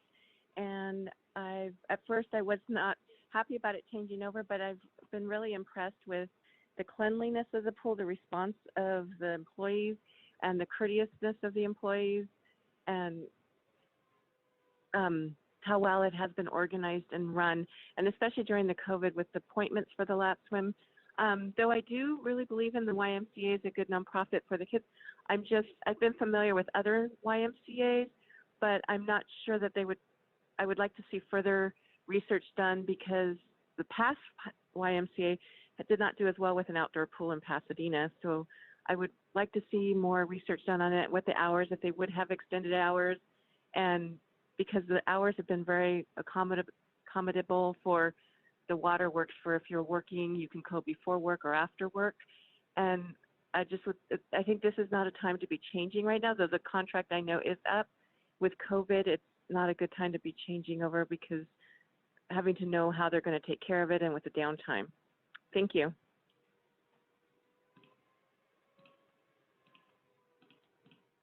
Caller, please state your name and city of residence for the record. You may proceed with your comment. Okay. My name is Dominique Margolis. I have been a resident of Sierra Madre for the past 4 years, and I am in favor of the YMCA. In fact, I have been hoping that the YMCA could take over the pool. I have experience with the Crescenta Cañada YMCA that has a pool. That is where my son learned how to swim. I could swim also. They are much more community oriented. There is no community. I don't feel a sense of community at Waterworks, even though they have good teachers. But it is primarily a business to teach young children how to swim. My son, who is now an adolescent, has no place there anymore. For camps, if you want your child to go to camp, you have to pay, day camp at the Y, and you have to pay swim camp at the at Waterworks Aquatics. It is not feasible. It is not reasonable. Moreover, there is no real sense of community. There are very, very limited rec swim hours. They used to be in the middle of the day when the sun was at the hottest, and there was the least demand for private classes. You have to ask 2 weeks in advance to make reservations. I'm just not satisfied. It is kind of an in-and-out burger. You quick in, out. You pay, but you pay a lot more than you would for a burger. Anyway, please take the recommendation put forth by the board to go along to vote in the YMCA. Thank you for your comment.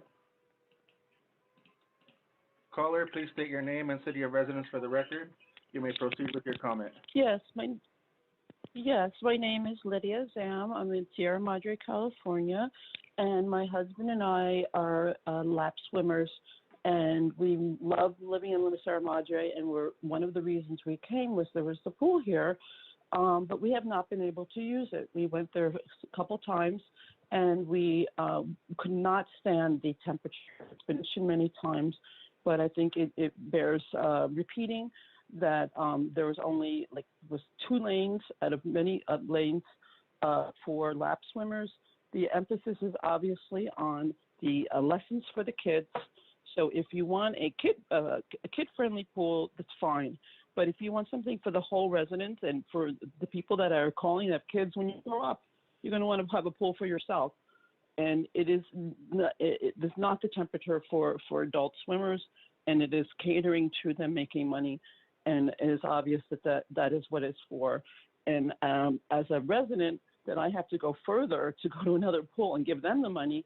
And it's a fabulous establishment. It's not a Y, so I don't. Maybe it's a county run, so maybe you want to look into how they run it. They run it beautifully, and it's not expensive and a reasonable price, and it's community oriented as everyone wants.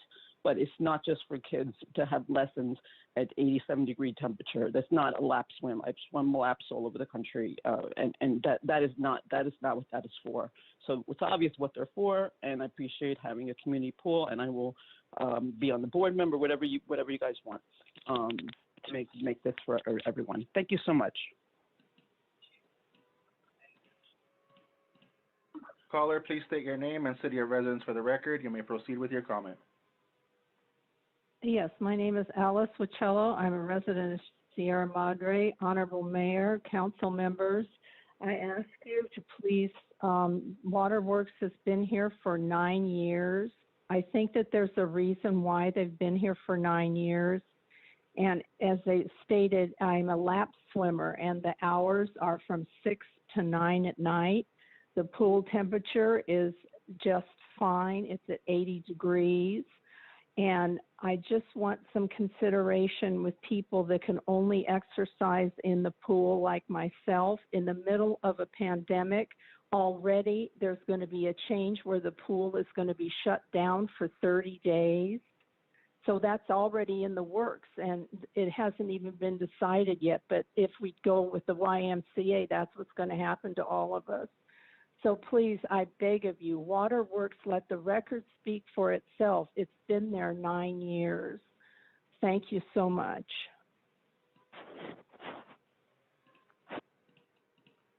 Caller, please state your name and city of residence for the record. You may proceed with your comment. Hi, I'm Allison Perez, Pasadena, California, though I am an employee of Waterworks Aquatics. I have worked with Waterworks for over 8 years, most recently as a regional manager for our Los Angeles area locations. In this role, I have the pleasure of assisting Ricardo Mello in the management of this facility, and I was also the sole site manager back in 2016. Through my time with Waterworks, I have worked as a swim instructor, trainer, manager. I've learned much about Waterworks and managing aquatics facilities and programs. I'd first like to start by saying Waterworks is a company that cares about its customers and employees. I would not be here in support if they did not.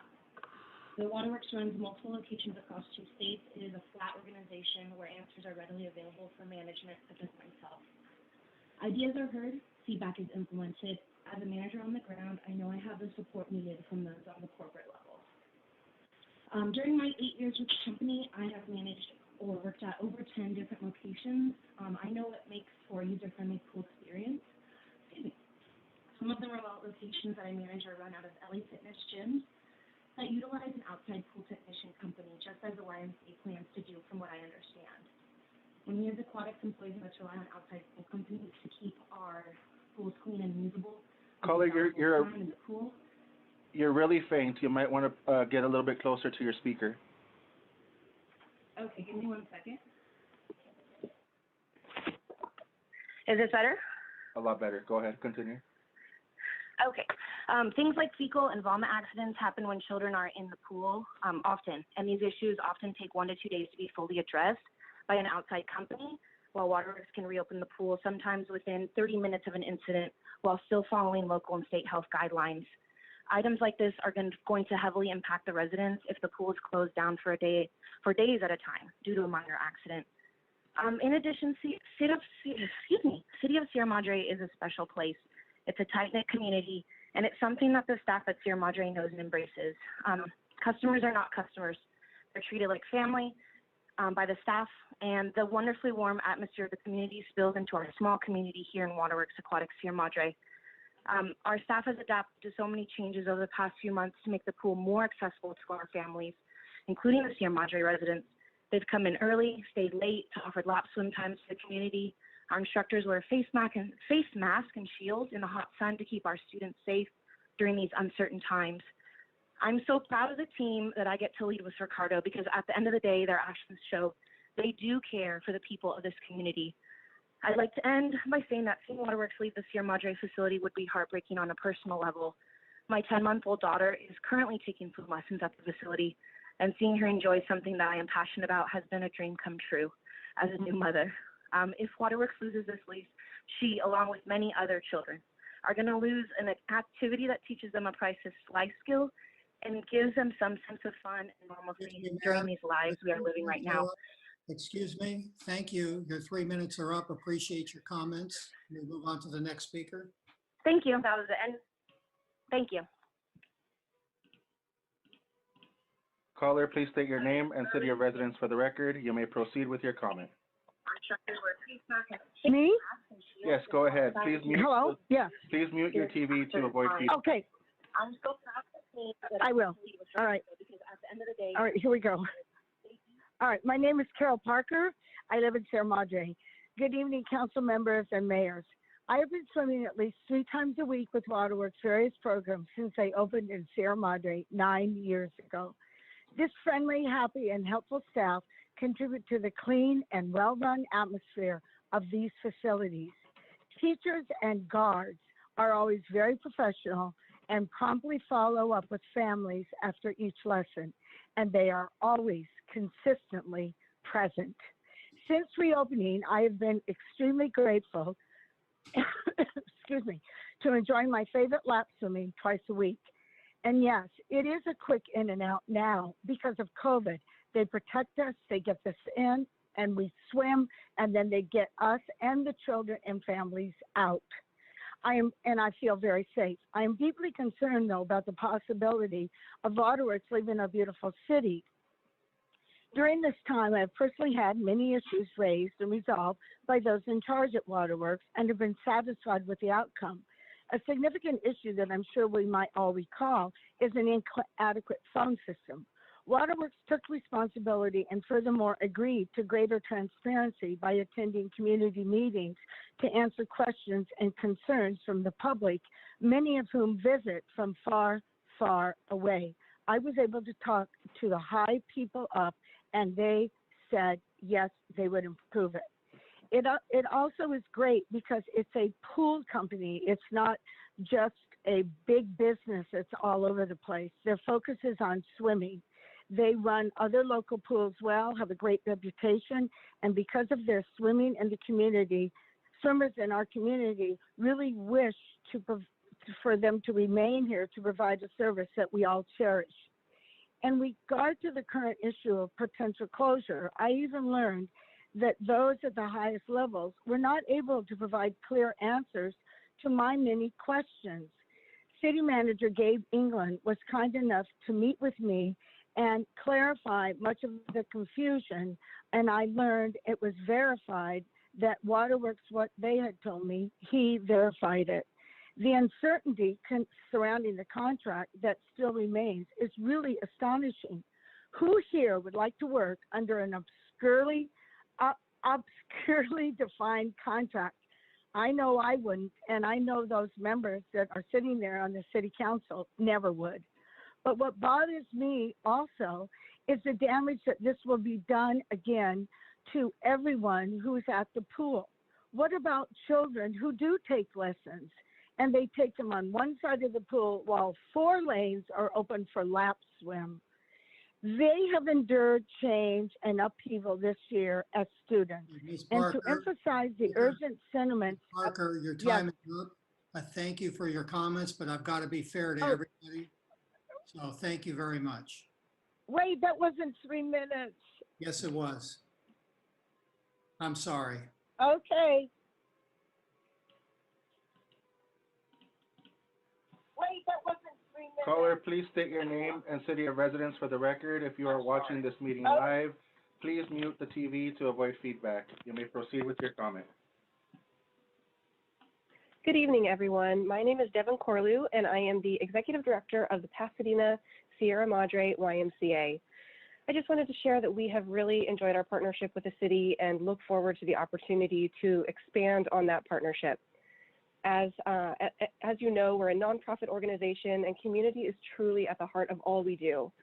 Our organization exists simply to meet the needs of our community, and we look to do that, every day through our programming, whether it's in our fitness facilities, our day camps, our youth in government, or our aquatics programming. We are looking forward to working with the community. The beautiful thing about the YMCA is that we're large enough to have the support of a risk management team and aquatics professionals, but we're also nimble enough to meet the needs of our community. And that's what we're looking to do in Sierra Madre, whether it's Mommy and Me, junior lifeguards, lap swim lessons, even the heat of the pool. We're looking to find that magic combination that really works for everybody. And I think the goals of the city and the YMCA are very much aligned. We're looking to bring additional community programming and access to the community. And I just wanted to add as well that the hours as stated in the proposal were just the current operating hours.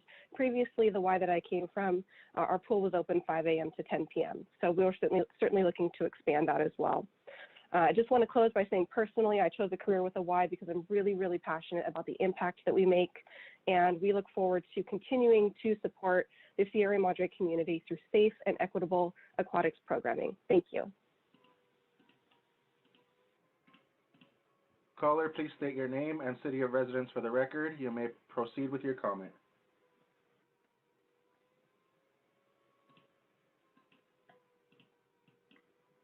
Caller, please state your name and city of residence for the record. If you're watching the meeting live, please mute the TV to avoid feedback. You may proceed. Yes, Todd Sarkaria with Waterworks Aquatics. Can you hear me? Go ahead, yes. Okay. Good evening, esteemed mayor and council members. My name is Todd Sarkaria. I'm the SVP of Operations for Waterworks Aquatics. I've been with Waterworks for over 15 years. As you know, Waterworks has been a strong and trusted partner with the city of Sierra Madre for the past 9 years. Over the years, I've had the pleasure to work alongside several great city staff members and have had the opportunity to present to each of you. I feel it's important to provide additional details on the areas we were evaluated on during the RFP process. The information I'm providing is based on what was stated in the staff report and in the YMCA's proposal, which are both public documents. First and foremost, community access. We offer 63% more operating hours than the YMCA, which also includes Sundays, which YMCA does not offer. We offer early morning and evening lap swim times for the swimmers that want to swim before and after work. Waterworks has kept the pool open 7 days a week, Monday through Sunday, 12 months out of the year for the past 9 years. The pool has been very well maintained, clean, and heated to a comfortable temperature year-round. YMCA has not mentioned anywhere in their proposal that they will keep the pool heated to a comfortable temperature, mixed temperature that is, and open year-round.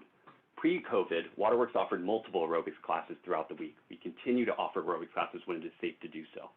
During COVID, we have opened more times for lap offered rec swim nearly all hours of the day in the circular pool and multiple hours midday, 7 days a week in the lap pool. We will continue to run our swim team and are very open to running a junior lifeguard program as we have done at other locations and have years of experience doing so. Swim lessons are offered all hours of the day, 7 days per week. We have always been able to accommodate multiple uses at once. We have always opened more times and days for programming when there is demand. We have done this since day one of operating the pool.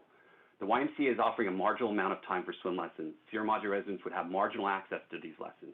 Learning to swim is a life-saving skill. If you take the shared use into consideration and combine it with the number of hours Waterworks operates, we far surpass the YMCA in community access. The other component that will bolster a high level of community access is pricing. Unlike the YMCA, we do not charge membership fees. To properly compare the pricing, you need to factor in these fees. The Y also does not offer makeups for swim lessons. This needs to be factored into the cost. We offer free makeup lessons if a family needs to cancel. This is especially important during COVID. By not offering makeup lessons, families will be enticed to have their children swim when they are sick because they do not want to lose out on their paid lesson. This poses a large safety risk for the users of the pool. We are prepared to offer a 20% discount on all swim lessons for residents. If you take this new discount into consideration, our group lessons are priced less than the YMCA and consist of 4 students in a class compared to 6 students from the Y.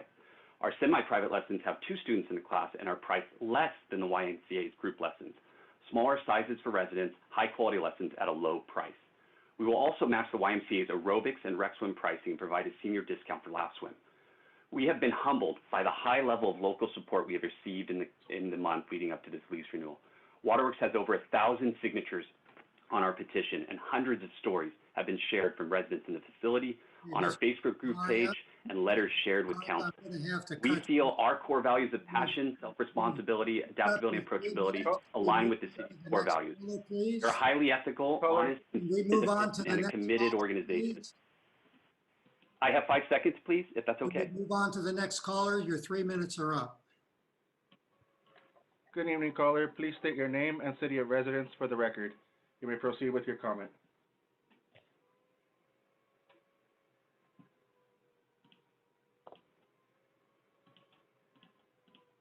Good evening, caller. Please state your name and city of residence for the record. You may proceed. Hello, my name is Bobby Crawford, and I'm from Sierra Madre. I'm calling basically because I'm siding with Waterworks. From what I heard, it seems like all the issues with Waterworks are arbitrary and they could be resolved if they put a little more effort in resolving it. From what I understand, the pool is always open during some of the most difficult times in the Santa Ana winds. They do a great job with the maintenance. They have a strong safety record. From my own personal experience, in 6 years, I haven't heard of any real drowning incidents at all. They do a great job maintaining a facility that basically looks like it's 1950 when it was first established. And I can assume the maintenance being expensive if you keep putting a Band-Aid on the issue. So I feel like if they actually took the time to fix whatever the issues are with the pool by putting the money behind it, the financial outcome of getting the $18,000 a year will actually start to reflect itself, and the maintenance costs will, by definition, fall as well. That's all I have to say about it, and thank you. Caller, please state your name and city of residence for the record. You may proceed with your comment. Hi, my name is Stevie Castillo, and I am an employee with Waterworks Aquatics. Go ahead. Hi, I have been with Waterworks for 9 years, and I currently work in Sierra Madre. Sierra Madre was the first location that I actually ever managed with Waterworks, and it will always be incredibly special to me. We looked at the staffing reports and the YMCA RFP, and I wanted to discuss some of the key differences between Waterworks and the YMCA with you this evening. First, we offer a heated pool year-round, which YMCA has not committed to. We offer a higher level of community access, which Todd previously discussed, but when pricing is compared with the 20% Sierra Madre discount, our package of 12 lessons is at $180, and theirs is $177. As a member, our classes are 2 kids versus their 6 kids in a group. With these ratios, our progress is much faster for essentially the same price. We are also open 7 days a week at exactly 101 hours per week, including Sundays, which YMCA is not. We can offer an impeccable safety record. We have a higher level of maintenance experience and support. We have an in-house maintenance team, and we don't have to wait for a third-party vendor when issues do come up. We also have proven that we have comprehensive safety measures in place for COVID-19.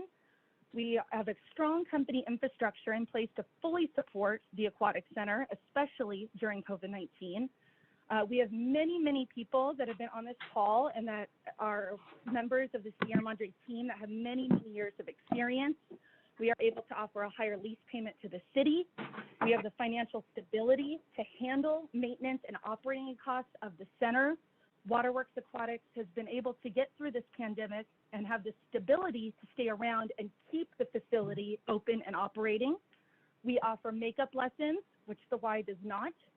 We have consistent staff and low turnover, which is a huge factor regarding the community atmosphere, as well as providing excellent lessons and creating that bond with our kids. We have also multiple people that have been with Sierra Madre since we opened, lots of familiar faces in this great community. YMCA has membership fees. We do not. We donate to local schools and community groups. We have the ability to implement operation of the facility in a reasonable time frame. We have a larger amount of scheduled times for aquatics programming offered and swim lessons. And we both offer scholarships to families that are not able to afford the full cost of programs. We have issued over 100 scholarships to Sierra Madre residents. We also have a number of community partnerships and events. Waterworks has offered free events to the community that go beyond what is outlined in our current agreement. We've also participated in and hosted other events like the 4th of July Parade, Water Safety Day, Huckleberry Fin Fishing Event, etc. Waterworks. Caller, your 3 minutes have expired. Thank you for your comment.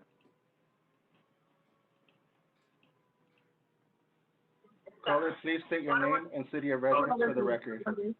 If you are watching this meeting live, please mute that feed to avoid feedback, and you may proceed with your comment.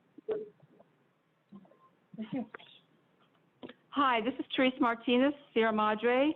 I'll go through quickly what I want to say, but first of all, when they called for people to sit on the advisory board, I submitted my application to the city and never heard anything.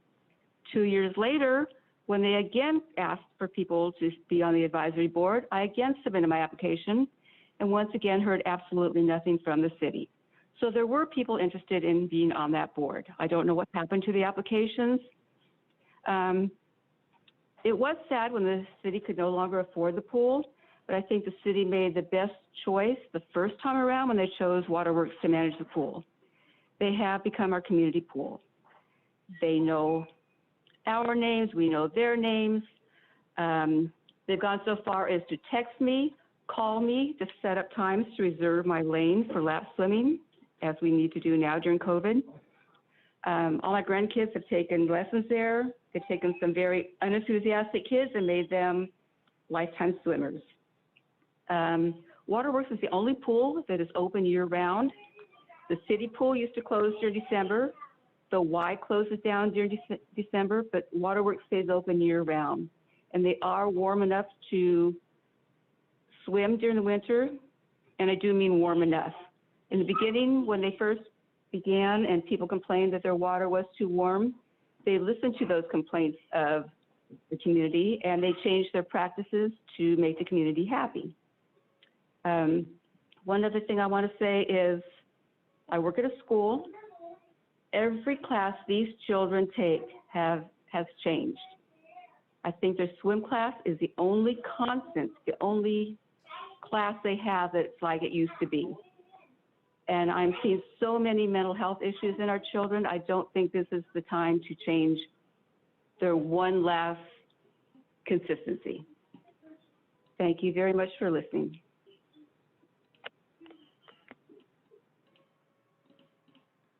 Caller, please state your name and city of residence for the record.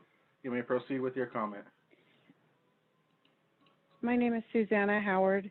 I live in the city of Sierra Madre. I'm a resident here, and I'm currently a lap swimmer at the Aquatic Center. And I just have to say that I think this is a real mistake if we go towards the YMCA option. I think we currently, as it is right now, we have a really kind, friendly staff, family-oriented. It exudes the community spirit in Sierra Madre. They have very flexible hours. You can go 7 a.m., noon, or 8 p.m. They always have lap swimming available. The cost is low.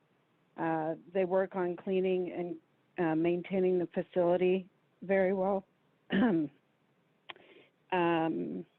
And I think that we really need to think about the overall picture for Sierra Madre and where we want to go as a community. I'm very weary of having a YMCA with all sorts of people loading up that pool and having it become a zoo and taking away the lap swimming flexibility, because as it is right now, a lot of other pools in communities completely block out the lanes. So just please think about this, and we really enjoy having all that staff in our community and the feeling that it brings and engenders upon everyone. Thank you. Caller, please state your name and city of residence for the record. You may proceed with your comment. Thank you. Caller, you may proceed with your comment. Go ahead, caller. Can you hear me? Yes, we can. Can you hear me? Yes. Great. Hi, my name is John Alpert. I'm the owner of Waterworks Aquatics. Thank you for taking the time to listen to the public feedback. One of the first things I'd like to point out is that we actually did have an advisory board in the very beginning in the first 5 years or so, and they've actually have instilled a lot of the changes that we have today, which increased a lot of the events with water aerobics being offered 6 days a week, swim team 5 days a week, rec swim 7 days a week, lap swimming throughout the entire day, and so forth. The city took over the process the second time and put a lot of extra requirements on what it took to get on the board, and I'm not sure what happened there, but the city was in charge of that process. Much of the feedback that I'm hearing on some of the call today from people or from the council or so for the staff report has not been provided to Waterworks Aquatics, and so that would have been insightful if the city or wanted more programs to be offered at certain times of the day. We're completely open to doing that, and we're still committed to doing that. If the city chooses to go with us, we are committed to doing whatever the city would like us to do. If they want more rec swim times that we have today, more lap swim times. We offer pretty much lap swim the entire day. There are certain times of the day with a 5 or 6 lane pool we can't give 5 or 6 lanes, but there's many times of the day where we do give all the 5, 6 lanes for lap swimming. So we have done a lot of these things. I just wish we would have received this feedback and so forth. Our main objective is not swim lessons as a company. Our name of the company is Waterworks Aquatics and not Waterworks Swim School. And one of those things with Waterworks Aquatics is that we have an array of programming, not just swim lessons, but the fact that we do have swim team. We have family swim nights. We have rec swim, lap swimming, birthday parties, swim competitions, swim team. We offer all of these programs throughout the entire day. And when you actually look at the RFP for what we have and the RFP from YMCA, we're the ones who are saying we're going to be offering all of these programs, and these are the days and times we're doing that. And right now, you guys are about to enter into a contract with YMCA, and there's no commitment to hours, to year-round usage, to how many days you are going to offer these programs, how often you're going to run these programs for, and so forth. The fact that they're only open partially on the weekends, I'm not sure how people are going to use the pool for rec swim on the weekends. With that case, the fact that we are open 7 days a week really does a huge, offers a huge service to everyone. So I just hope that if you guys choose to decide to go back to the city and say, work this out again, we're willing to make changes. I just wish we were to receive the feedback. I want to state the cost, because it sounds like we're this for-profit company and that's all we care about, and that's not true. We have very, very high operating costs of the facility, over $900,000 in 2018, over $930,000 in 2019. Our maintenance costs alone for the facility in 2019 was $161,000, and in 2018 our maintenance costs exceeded $135,000. Waterworks has covered the costs associated with the maintenance and operations of the facility. We have done all these things. There's been some capital improvements the city has that we've all wanted to do and we work together on. And so I just want to kind of point that out with there. And we've also in the past we've offered junior lifeguard program, but the involvement kind of dwindled down. So I wanted to make sure we pointed these issues out. And then our team, Ricardo, our site manager, has been with Waterworks for over 5 years, and Marcia, our shift lead, has been with Waterworks since the pool since 2012. And so it's one of those things where I hope you guys do the combined uses. But thank you so much for taking the time to listen to us. Thank you very much. Caller, please state your name and city of residence for the record. You may proceed with your comment.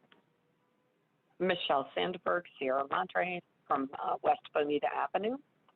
I'm going to try and hold your attention by trying to be as succinct as possible.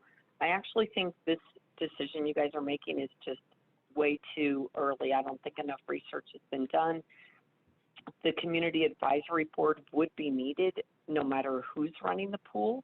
So why would you change the people that are running the pool before you first get an open line of communication between the citizens of Sierra Madre and who's ever running the pool? And we can't expect them to meet our needs if we don't even tell them what our needs are. And if they're not listening, then that's where the community advisory board would come in. So I'm really in favor of keeping Waterworks right now. I think you should extend their lease for like 6 months and establish a community advisory board. I'd be happy to participate on that board. And let's get the feedback going, and let's see if Waterworks makes some positive changes that the community might be looking for in regards to having more availability for different things. You can't expect them to change if they don't know it. When the YMCA came on and said, okay, 25 free days for Sierra Madre residents, 4th of July maybe being one of them, that would be 1% of our community, because if 100 people are in the pool, they'll meet the needs of 1% of the community. So I don't think it's that noteworthy to give 25 free days to us. Also, I think non-members, I don't know how many, have you guys done your research and found out how many people in Sierra Madre are members of the Pasadena YMCA? Because when you're not a member, the price of waterworks classes are almost the same as non-member YMCA. So now you're going to have somebody running the pool that's going to require membership. It's going to be pretty much forced on us based on the cost prohibitive prices for non-members. I want the pool to be a community pool, yes. I think Waterworks does a great job keeping the quality of the water and maintaining the pool. I do swim laps there. My daughter uses it. I'm not going to get into those details. Those aren't that interesting. But I do want a community pool. The garish is too expensive. That's just around the corner from us. And I get that everybody's desperate right now because indoor YMCA pools are closed. But the YMCA caters to the masses, and it's not necessarily about quality. And if you think the YMCA is going to do a better job listening to the town, then show me where Waterworks didn't listen. So why don't we first get an advisory board? I volunteer to be on one of the people on that board. Why don't we get that? Why don't we give them feedback? Why don't we see if we get changes? Let's not shut this down in the middle of COVID for 30 days for people. And let's get something more concrete in place. I'm done. My name is Michelle Sandberg. Thank you. Caller, please state your name and city of residence for the record. You may begin with your comment. Caller, are you there? Caller, please state your name and city of residence for the record. You may proceed with your comment. Hi, good evening. My name is Jason and I live in Alhambra. I'm calling to speak in favor of the city of Sierra Madre renewing their aquatic center lease with Waterworks Aquatics. Although it's been mentioned a few times, I want to emphasize the fact that we are in the middle of a pandemic. Swim instruction has been one of the very few safe outdoor activities that our kids have been able to partake in during the pandemic. Going to swim lessons is one of the few activities that remain consistent and somewhat normal, quote unquote. Their swim coaches are one of the few, if not only, mentors they can see in person and hear their inspiring words of encouragement without the use of a microphone and speaker. The relationships that's built between these instructors and young swimmers does not only ensure physical activity, but stimulates their mental wellness. If this is not the time to rip that relationship apart for these kids. Speaking of COVID, Waterworks has really set the bar high with their safety measures since they reopened. And it's one of the few places I entrust with my family's well-being. They go above and beyond with temperature checks, sanitation efforts, social distancing, and just overall transmission mitigation. I am worried about the fact that the YMCA doesn't have a plan in place for COVID, and going that direction with the lease without a plan in place is somewhat concerning.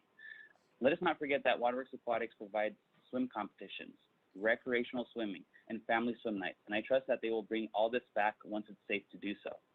On top of that, it seems like they're on board with bringing back some sort of junior lifeguard badge certification, more rec swimming, etc. One thing I've learned about this company in the last 4 years is that they're open to feedback, and I'm sure that they will implement what's best for the community, and I know that they have their ears open. Thank you for your time. Caller, please state your name and city of residence for the record. You may proceed with your comment. My name is Charles Kwan, and I'm with the city of San Marino. I've been coming to Rec Swim for about 9 years or so at Waterworks, and I thoroughly enjoy being there. And I would hope the city would keep Waterworks in the current location. I feel like the hot water that many residents complain about is actually very good for people who have injuries and need hot water to circulate their blood within their body, and it does improve your swim times from a kinesiology point of view. I enjoy being in the pool, being able to swim a little bit faster, and having better flotation. I hope the city will continue to keep the pool over there. Hope the prices can be a little bit lower though, but otherwise I think it's a great pool for the community and for people who are non-residents. And that's all I have to say. Thank you. Mr. Mayor, there are no longer any callers for public comment on this item. Okay, thank you very much, Mr. Milan. Okay, with that, let's bring it back to council for discussion. Who would like to go first?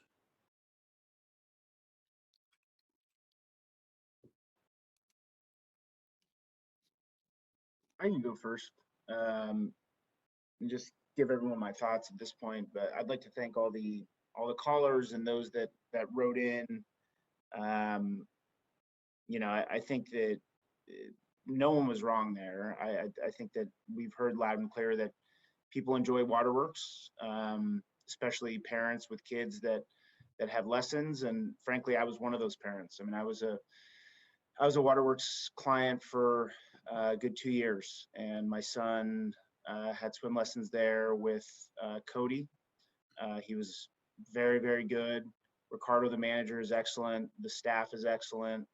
No one is disputing that Waterworks is a very, very well-run company. And if you are looking for swim lessons, I think that Waterworks is probably second to none. And I think that regardless of what we decide here tonight, I think that their clientele is going to stay with them, whether it's at the Sierra Madre pool or whether it's at their Pasadena pool or another pool that they operate. And really kudos to them for running a very, very good swim program, swim instruction program. I also think that we've heard from lap swimmers that really like the flexibility of the time, before and after work. And I do think that that is important. However, we also have heard from lap swimmers who historically use the pool that only 2 lanes for lap swimming was just really not sufficient, and there wasn't that much time and availability. And I think that was true. Again, firsthand knowledge from seeing the pool very regularly on a weekly basis over a couple of years. It was always crowded lap swim, and I think that there was a lot of lap swimmers that stopped going because there wasn't enough access. So if the decision tonight, in my view, were to which option, YMCA or Waterworks, which one provides the best swim school, I would go with Waterworks all day long. And if it were the one that provides the most flexibility in terms of hours, I would probably go with Waterworks too, because they are open. Pretty long days and 7 days a week. I think this really comes down to, it's almost like 2 ships passing in the night. I think that a lot of callers are kind of conflating the quality of the swim instruction that Waterworks has provided and the flexibility of the hours with what we're deciding here tonight, which I think is really what is the best provider for a community pool. And I think that 8.5 years ago, when Mayor Capoce and I were on the council that went with Waterworks, we did that really at a financial necessity. And I think it was, in many ways, it still is, it was a heartbreaking decision that none of us really liked. Waterworks came in and I think they've done a decent job and a good job in many respects in providing their programs. But I think that there, in my view, has always been a lack of community feel now to the pool. And I think this is a public asset. This is an asset that was paid for by public funds. We have taxpayers that continue to pay into the general fund that goes to the capital upkeep.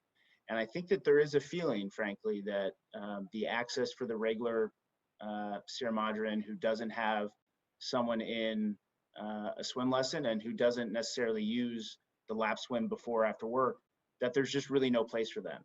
And so, in my view, I think that we gave Waterworks 8 years. There's a lot of talk of let's give them, another month, another 6 months to figure this out. I think that there has been feedback. There's been feedback that we needed a community advisory board. That was day one.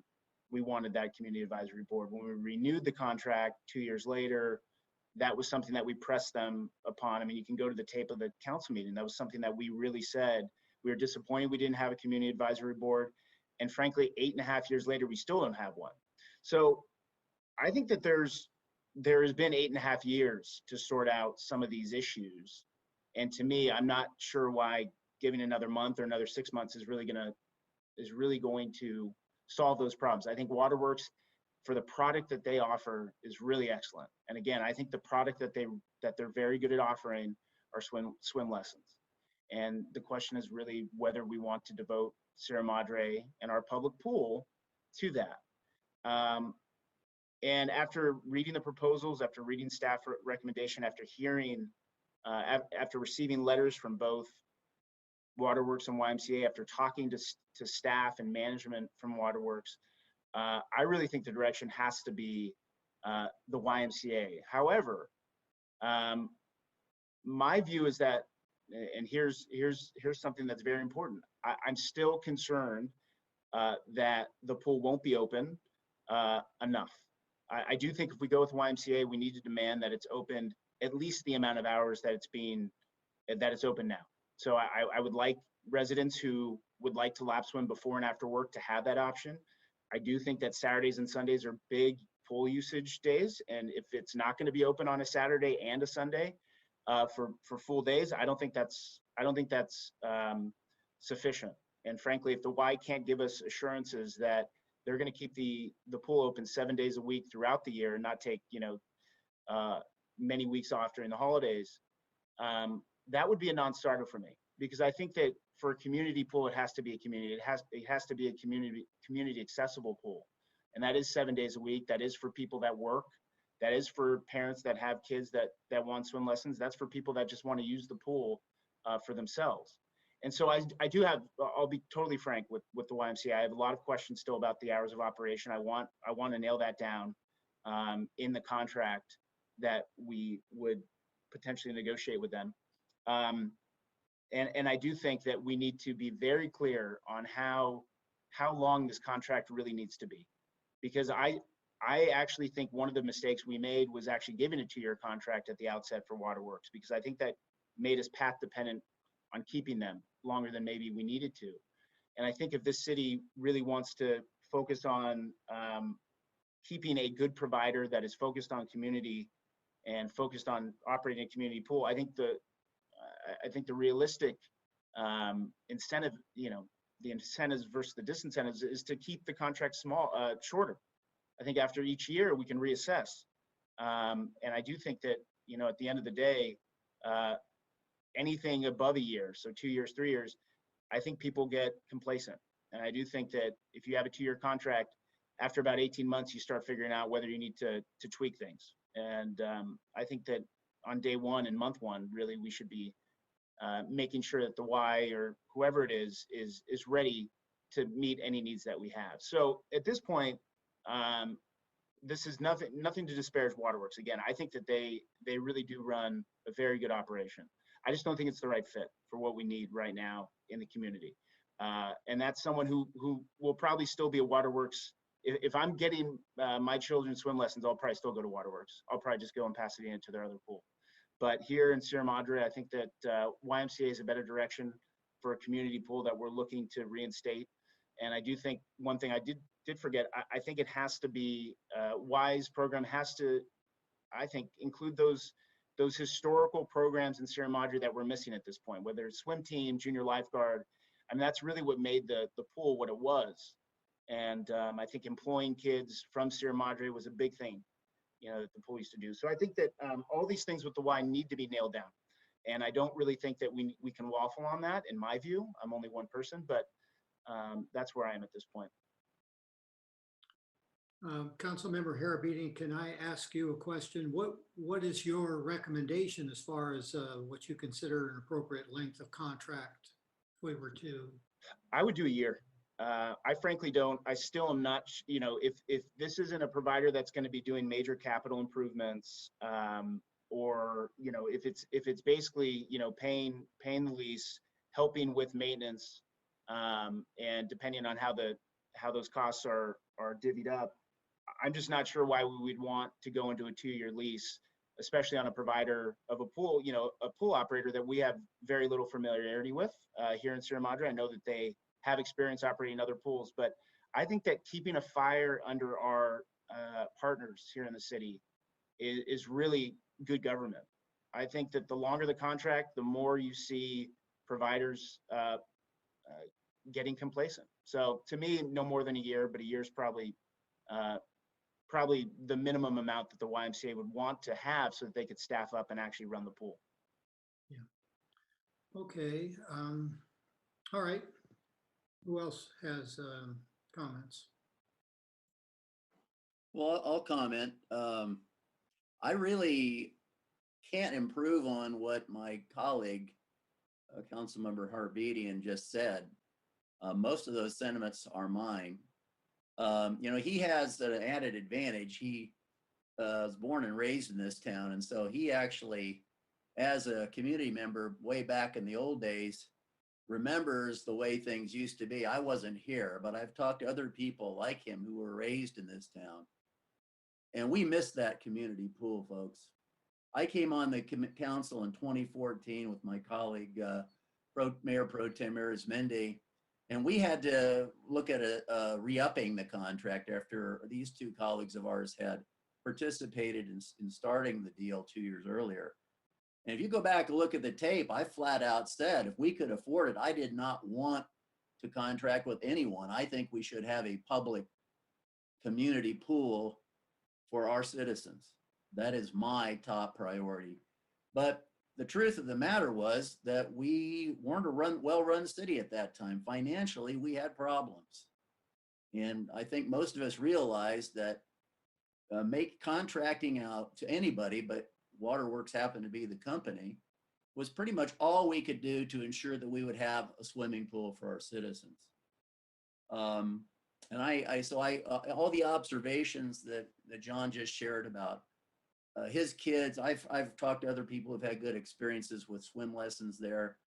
I've talked to lots of people who've had this issue with lap swimming though. I've talked to people who don't even go to the pool anymore because they say that it just doesn't feel like they're going to, the Sierra Madre pool. And I don't think that's a knock on Waterworks at all. I just don't think that's really in their business model. So I think I agree with pretty much everything you said. If I had to get lessons for my kids right now, my kids are grown now, but if I had to, I certainly would go to them too. They've obviously got a great reputation. And I'm gonna also agree with a couple of other things he said. I think it's absolutely right that we keep a fire under anybody that we're contracting with. That's good public policy. So I think 1 year deal is about right. And I think that that gives us an opportunity to kind of get the sense of where the why is coming from here, and certainly would give them a sense of what our people want. And obviously, in that 1 year time, I think the council will be particularly interested and particularly attentive to what's going on. And then we could talk about another couple of years, but really, I think that makes a lot of sense. And I want to say this, that there's a day I hope in the future, maybe I won't be on the council at the time. I don't know if it's too far off, maybe it is, where we should go back and run our own pool for our community and have a true public community pool. It really comes down to prioritization, right? The community, through us, through their elected representatives, will have to stand up and ask for that and insist upon it. We'd have to make the commensurate kinds of adjustments in our budget. But it seems to me that that's really the biggest issue we're facing here. We're choosing contracting partners, neither of which can give us really the kind of custom arrangement that I think our citizens here in Sierra Madre uniquely want and need. So I'm not real excited about saying I'm in favor of the YMCA because I don't like alienating so many constituents. I know some of the people who testified tonight in emails on behalf of Waterworks. I have tremendous respect for all of them. I appreciate the time they took tonight to participate. But right now, that's where my head's at. I think we ought to do a 1 year deal with the Y. Okay, thank you. Mayor Pro Tem Arizmendi, any thoughts? I do, and it sounds like there are a lot of points that were shared already, and I don't want to belabor those, but just a few things. I started in the Community Services Commission when this first came up, and it was an extremely difficult recommendation to make to the City Council to go with Waterworks, because people in our city had such an affinity and love for our own pool that was operated by our own staff. But again, as you've heard, it was because of finances that we had to make a different decision and bring in a contractor. But there's two things that I really look at. One is the quality of what type of pool we're looking at, and the second is finances. And in terms of the quality, the one piece that we heard over and over during community services and then eventually in the city council is being able to have a community pool. And that's what YMCA is offering. And again, this is not taking away from all the comments that were made. And again, I don't think I've ever received so many emails on an issue and heard so many over during our meeting in quite a while, but this obviously is very close to a lot of folks. But the quality of the swim lessons, as we're hearing, is great. And the staff at Waterworks has developed really strong relationships with the clients, and I think that's great. But again, it's swim lessons. It's a different type of pool than I know, at least what we have been getting over the years, as to what the residents in our city have been looking for, is to really have more of that community pool. And also note, and again, I had read in a report, or maybe it was through one of the staff, is 22% of the clients at Waterworks are Sierra Madre residents. So it's been great benefit for people outside of our city, but the question is, what are we bringing for our residents themselves? So I think that the YMCA proposal, at least what they're saying, they're going to prioritize lap swimming and recreation swimming. I also heard from one of the, I think it was an executive director for another YMCA that commented tonight that their pool is open 5 a.m. to 10 p.m. That seems to address the question of the hours. Whether that can be mirrored here, we can definitely have additional conversations about that piece. But on the financial side, there were a lot of people that commented about the $18,000 loss of revenue.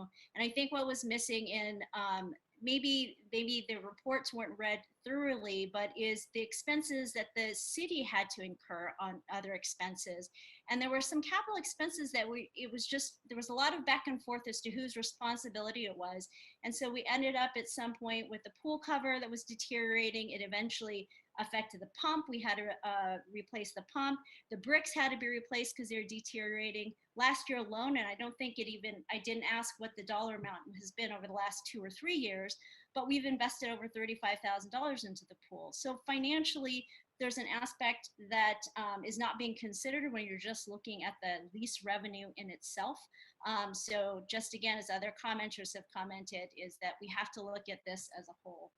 So I will make comment about the contract year. I definitely am in favor, let me say this first, is awarding the YMCA based on both of the reports that I saw, and also, again, considering the public comment that came in. I actually am not really held to it. I don't think a 1-year contract is actually sufficient enough to ramp up and to really establish operations, because especially when you're looking at seasons also and getting the feel for how to staff it. But that's not a deal breaker for me. If the rest of the council, if we end up getting to a point of it has to be a year, I can live with that. But I think being in operations myself, I think 2 years is a good period of time to be able to establish again what operations look like, and what expenses, and also what being able to do the outreach and marketing and bringing folks inside the pool area. Oh, and lastly, I think what some folks didn't know when they were calling in is that we have an established relationship with the Y. They are operating out of that area already. So it's not a brand new relationship that we have to figure out. But of course, the pool piece is going to be one that we have to assess and continue to evaluate. Okay, thank you. I have a couple of comments as well. First of all, just one thing that I think you touched on it, but our taxpayers paid for this facility, and here it's being operated as a for-profit company, basically fundamentally in the business of giving swimming lessons, with assets that were, we had to tax our citizens for and pay for it. There is no other business in Sierra Madre that is as heavily subsidized as this. It'd be like saying we have a favorite restaurant that everybody likes going to, but it's provided in a city building, and they're very popular and bring in a lot of people from outside of town. But you know, I mean, does that really make sense that we build a facility so that another company can use it to make a profit, given a narrow scope of what their business is, which is primarily to provide swimming lessons? So then what's always bothered me about this is that Waterworks built a facility in Pasadena, and not only are they responsible for all the expenses, but they're paying for the capital to actually build. You know, they had to take out a mortgage or whatever to build that building. And I asked this question twice in the past, and I never got a satisfactory answer of why they could afford to do that there, but yet cannot afford to pay more of the expenses here in Sierra Madre. And, you know, the public doesn't know this behind the scenes, but we've had disputes going on for a long time about this. And frankly, to me, it's just very irritating being a trustee for basically our citizens and the assets that are owned by our citizens.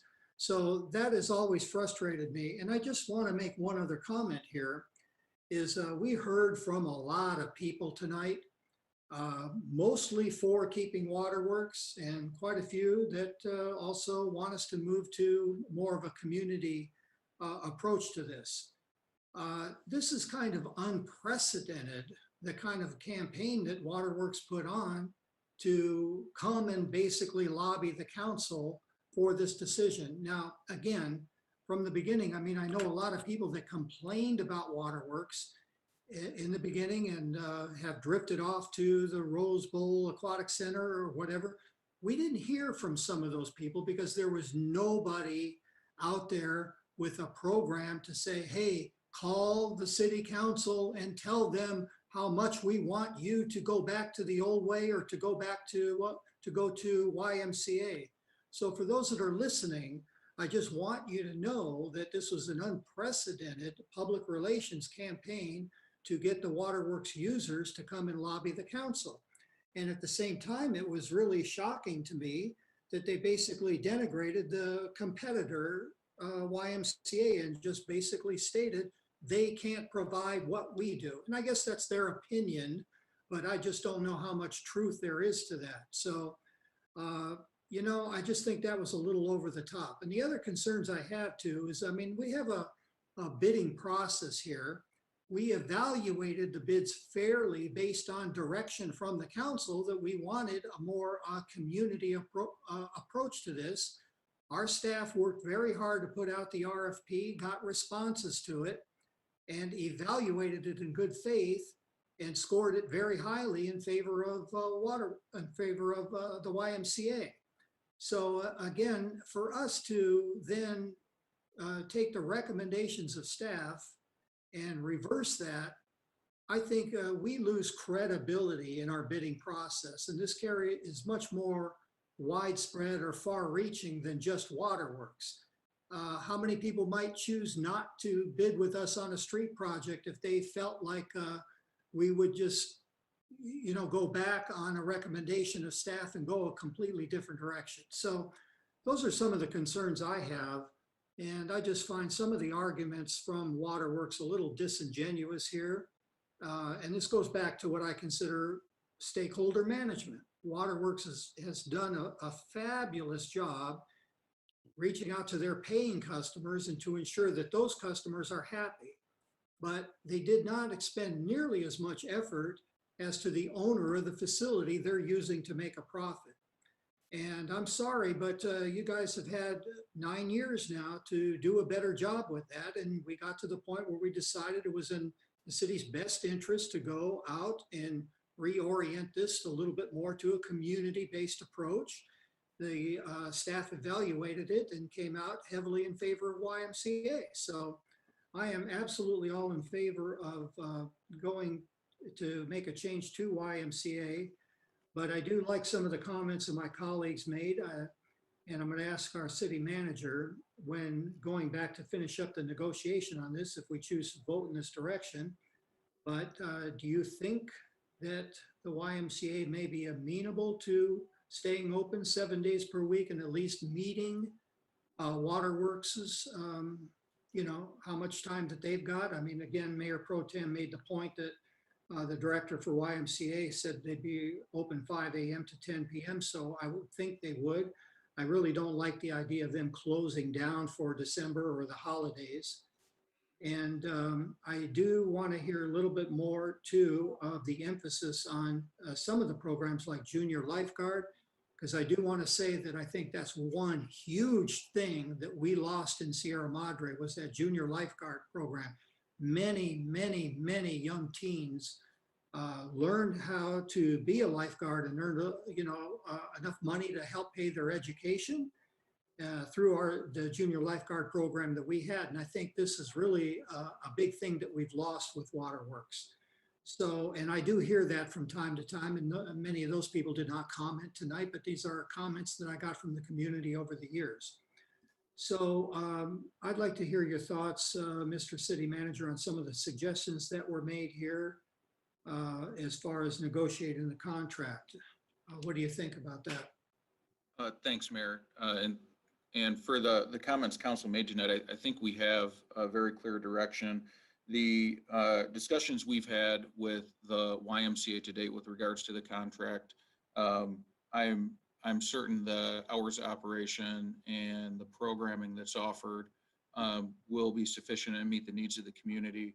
What they've committed both through the interview process and then also during the negotiation process is they want to operate programs like swim team that meet the needs of the community, and they are open to feedback on what programs should be offered. They're open to feedback on the hours, and how they do that is through not just through city staff, but also seeking feedback from their stakeholders in the community and their users. So I'm very confident that we can incorporate the hours and the programs into the contract. The part that staff does not have clear direction on at this point is a term of the contract. We negotiated a 2-year contract, and I think the Mayor Pro Tem said the reasons for 2 years initially is we're asking the new vendor to make an investment in hiring, training staff, bringing them on, bringing them up to speed, and that's a process. And 1 year is pretty short after the investment has been made. Having said that, we also believe in the performance clauses we put in contracts, and if we have a non-performance issue, we feel we could handle the contract that way. But if council feels a shorter initial contract is appropriate, that is certainly under your purview, and that's what we'll negotiate. Okay, well, I didn't comment on that, but I do agree with Mayor Pro Tem that I think a 2-year is more appropriate. And what's different here too, I think, is that the executive director from the Y has listened to the comments here and listened to the comments of council, and I hope understands. I think they'd be getting a lot of feedback right here about expectations. So with that, I do agree that 1 year is really difficult to ramp up and have to shut down. And so I would suggest that we keep it at 2 years and just, as the city manager says, is make sure that we have some performance clauses in there. And then I would suggest that the next council at the end of the 2 years be very cognizant of that and review this carefully. Maybe we just didn't look at it close enough, soon enough. And perhaps we just should have asked for a new RFP before we let 9 years go by. So that's, I think, the best way to handle it. So I'd like to go back to Councilmember Harabedian and Goss and see if they've got some room for flexibility on that. Get your thoughts. So I think that it obviously behooves YMCA to go for 2 years. There's no doubt that the provider would want 2 years. The question is, why would we ever want to do more than we need to? And I think if we have a provider that's willing to do less than 2 years, unless we think somehow we're nailing down a price that we wouldn't be able to get otherwise, which I don't think is the case at all. We're not going this direction because of the financial aspects of it. I don't think that the rent that we're getting is somehow going to dip lower after a year, and therefore locking in 2 years, like a 2-year lease. Sometimes you do that in housing because you think that For both parties, that makes sense. I just don't understand why we would do a lease longer than we need to. I think a year is plenty. In no other industry do you see these types of extended contracts being handed out usually, and for good reason. I mean, I just don't think that we were well served going into multi-year contracts with the pool. And so I'm doing this for my future colleagues for on the council too. I think Councilmember Goss hit the nail on the head. I think the direction that we as a city should be airing towards is trying to get a path back to getting this pool back under city management, frankly. I mean, I'll be off the council by the time that happens. And if that's really that's personally what I think we should be doing, but if that's really what we want to be doing, and that's going to be left to future councils, I think getting into a 2-year contract actually works against us to do that. Because I think after 2 years, what you're going to hear is we ramped up. We did all these things. We invested in Sierra Madre. Whatever the YMCA is going to say. And, we've been partners with the YMCA for a long time. And I think it becomes a lot harder to get your own community pool the longer the contract is. So look, I don't know what the other contracts the Y has entered into with other cities and what the comparables are. If the YMCA is saying that they can't do a year, I'd want to know why. Again, they have staff in all these different pools. I think there's going to be a lot of labor out there that's going to be more than willing to work given the economic times we're in. I mean, this isn't a time where there's 3% unemployment. So I'm struggling as a fiduciary for the city to figure out why, beyond giving the YMCA the benefit here, why I would do 2 years. So I'm willing to hear from the mayor and the mayor pro tem and staff. I'm unconvinced at this point, but Councilmember Goss, I'll leave it to you.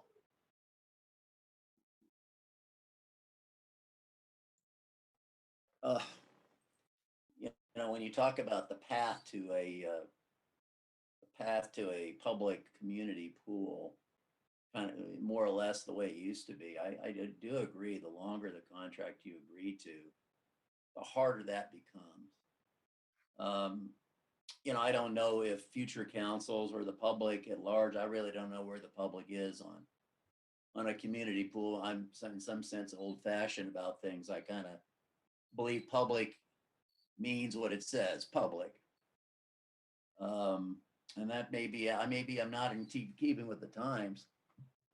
I don't know if this is a beach I want to die on, but I'm looking for some reason why we need to do 2 years besides that it makes them more comfortable. That's not persuasive to me. How do we benefit by giving them 2 years?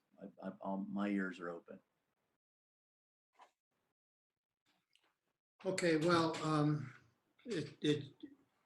yeah, I don't really want to be split on this thing. So let me propose that, we've given some feedback to staff here. We want it open 7 days a week. We want it open on holidays and not shut down for a month. Same hours or minimum of what Waterworks is doing. We want the pool open that much. And we want to focus on programs like the swim team, junior lifeguard, lap swimming. And so we're a little bit stuck on the length of the deal. So what I would propose is we just ask the city manager to go back and propose a 1-year contract with, well, let me ask a question first. When the RFP went out, was it for a 2-year contract, Mr. City Manager? No, Mayor. The terms of the contract were to be negotiated. Okay. And again, I don't know that my role here is to be persuasive, because council's making appropriate and correct comments. But one of the reasons we've been successful in how we contract with our partners, how we approach our contracts with our unions, is we both try and walk away from the deal thinking that we've struck a fair partnership. And if we're asking a provider to begin operating a pool in the midst of COVID and ramp up programs and staffing, a year is just a very short amount of time, which is why we offered 2 years. It's just, and I agree that at the end of 2 years, we'll hear the counter argument, as Councilmember Herbedian said, well, we've ramped up, we've done all of this. But the reality is we think We are asking them to make an investment in personnel. We're asking them to go get community feedback to design their programs around. We're asking them to set up a more formal advisory committee.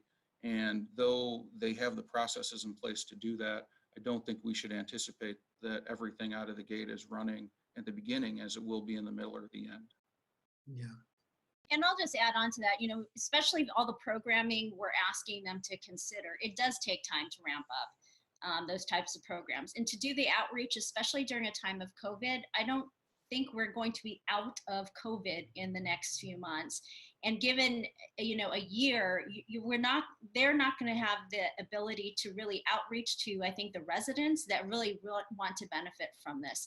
And a lot of residents will not feel comfortable right away. And again, if the idea is to make this a community pool so that people are engaged and actually visiting it, I just, in my experience, and I'll use our preschools that we set up, going in for a year is almost impossible. It takes that year to almost learn it and then to run it well and run it efficiently and effectively. Yeah. Okay. Well, I'm going to side with the 2-year, and I don't know how to resolve it. We've got a 2 and 2 here, but I suppose you could go ask if they would be willing to accept 1 year, or Look, we all are in agreement here. We want to give the Y a shot. And as Mayor Pro Tem said, there are all kinds of programs here. We want to make certain the Y provides. So I feel like, is there something magical about 2 years? What about 14 months, 16 months, 18 months? I think the message we're sending, I think what I'm trying to say is, hey, gosh, we're glad to have new partners. We want to give you some time reasonably to get all ready to go. But by the way, we kind of had a little difficulty here in the past, and we really are kind of, as fiduciaries, as my colleague would say, we're kind of minding the store here for the citizens. Yeah. Any reaction to that? Yeah, no, I'm fine. I mean, look, I'm fine with that approach. I mean, I think that's where my head is too. I mean, I think we got to go back to them and see what they're willing to do. Because I mean, look, to play devil's advocate, we have a provider that's willing to probably do 6 months. I mean, I'm sure if we said Waterworks, we'll keep you on for 1 more year, I guarantee you they'd hop at that in a heartbeat. So I'm just not that.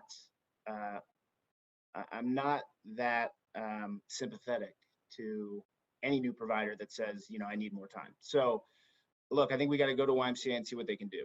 I think the programming, the hours, all that stuff is very important. But I think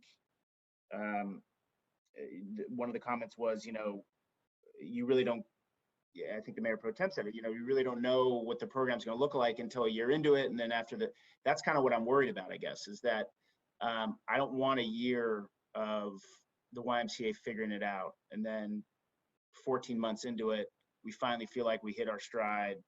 I just think that I'm very persuaded by people who said that kids and other people with COVID going on, they need these services now and they need them good. And we just don't really want to be part of a learning curve that's going to take a year, especially when a lot of the social outlets we have are bad. So I think the message is loud and clear. We need them, if we're going down this path, it needs to be up and running quickly, up and running well. And so I think that the message is the runway here is not a long one. So I'm fine if it ends up being 2 years, but put something in there where it's every 3 months or something, there's going to be a performance, some sort of review. Because I think that's really ultimately what everyone here is worried about. Whether it's 2 years or 1 year, it's, we need to figure out really quickly whether this is the right partner. So I think ultimately, whether it's 2 or 1 or in between, should work as long as we structure it the right way. And I don't know where Alex went, our city attorney, but oh, there he is. I think that you can probably negotiate clauses in there that make that work. So let's ask our city manager again, because you're the one that mentioned performance clauses. Do you think we could negotiate something that has significant consequences if, performance isn't met. Yes, Mayor, I think we can do that quite easily. We've had some conversations around that in the RFP. So I do think that we would be able to do a contract that has performance review, look-in times, and rescission if necessary. Okay. So for the direction I'm hearing from council, the good news is we need a vote on the formal provider per the RFP, but we're asking council to authorize me to finalize negotiations and execute the contract. So I will go back, and if council votes affirmatively on that, I will take all the direction tonight, and we will execute this contract with the Y. Okay, is everybody comfortable with that? We'll just, I think we've expressed our concerns to the city manager and just let him negotiate something. And if it, has to be 2 years, at least give us an out by some significant performance clauses. Yeah. Yep. I'll make the motion to award the bid to YMCA, given that our city manager has the direction to follow council's guidance from today's conversation. Okay. I'll second it. Okay, who was that? Was that Councilmember Goss? Okay. Mhm.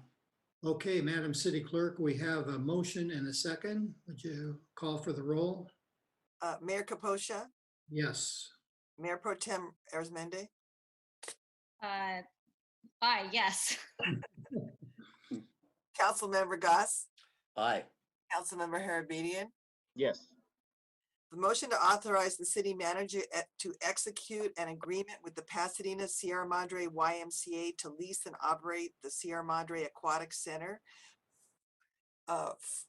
According to the conversation and direction provided by the city council tonight, was passed by unanimous vote. Can I, for the minute purposes, can I just clarify for city manager, would it be anticipated that this contract would commence on October 1st? Yes. Okay, thank you. I'll reflect that in the minutes appropriately. Okay, thank you. Okay, one last thing on the agenda is consideration of resolution 20-60, amending the city's classification plan. Thank you, Mayor. Our Human Resources Manager is going to give an exceptionally short presentation, and then we will be available for questions. Good evening, Mayor and City Council. Good to be back. Today, before you today is consideration of Resolution 2060, amending the city's classification plan and salary matrix for the executive management and confidential exempt positions. And staff is recommending placing the assistant city manager and putting back on the compensation plan, as well as modifying the assistant to the city manager position as well. On September 24th, 2019, City Council discussed options of determining compensation for management positions. And in October, staff presented a management compensation study. In continuation to keep management positions aligned with peer cities, staff is recommending eliminating steps 1 and 2, shifting all steps down, creating a new step 9 and 10 for the executive management positions and confidential exec positions, with the exception of the network administrator position, which will have 4 steps eliminated, creating step 7 through 10.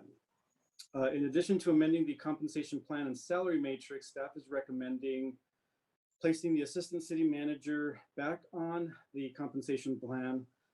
Back in 2018, it was removed from the budget. The assistant city manager position provides executive level support and provides effective operations for the city and provides a path of growth and development within the city's management team.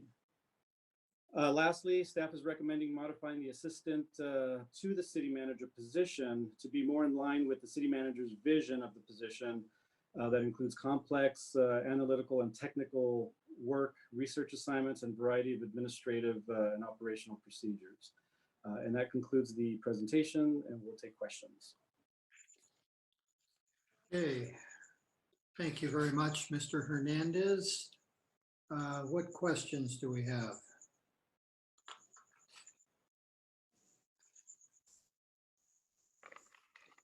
I don't really have any questions.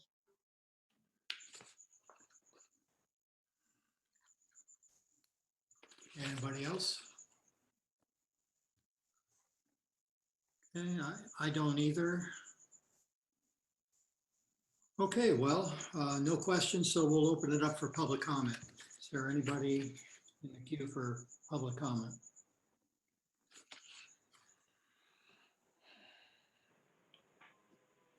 Mr. Mayor, there are no callers for public comment at this time.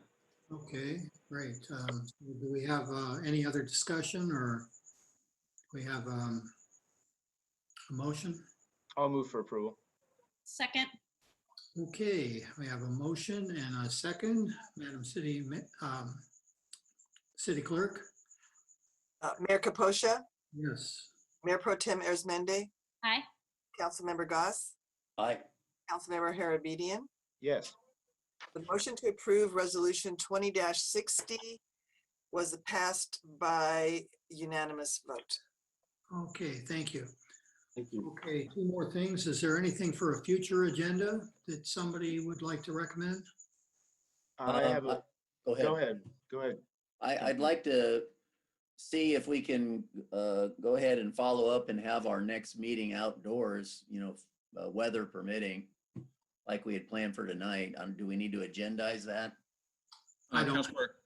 Councilmember Goss, it doesn't need to go on the agenda. The next scheduled meeting is a joint meeting with the Board of Trustees. So we'll have to look and see if we can accommodate that with all the various people that need to be on the I stage. see. Okay. Certainly in October, though. Okay.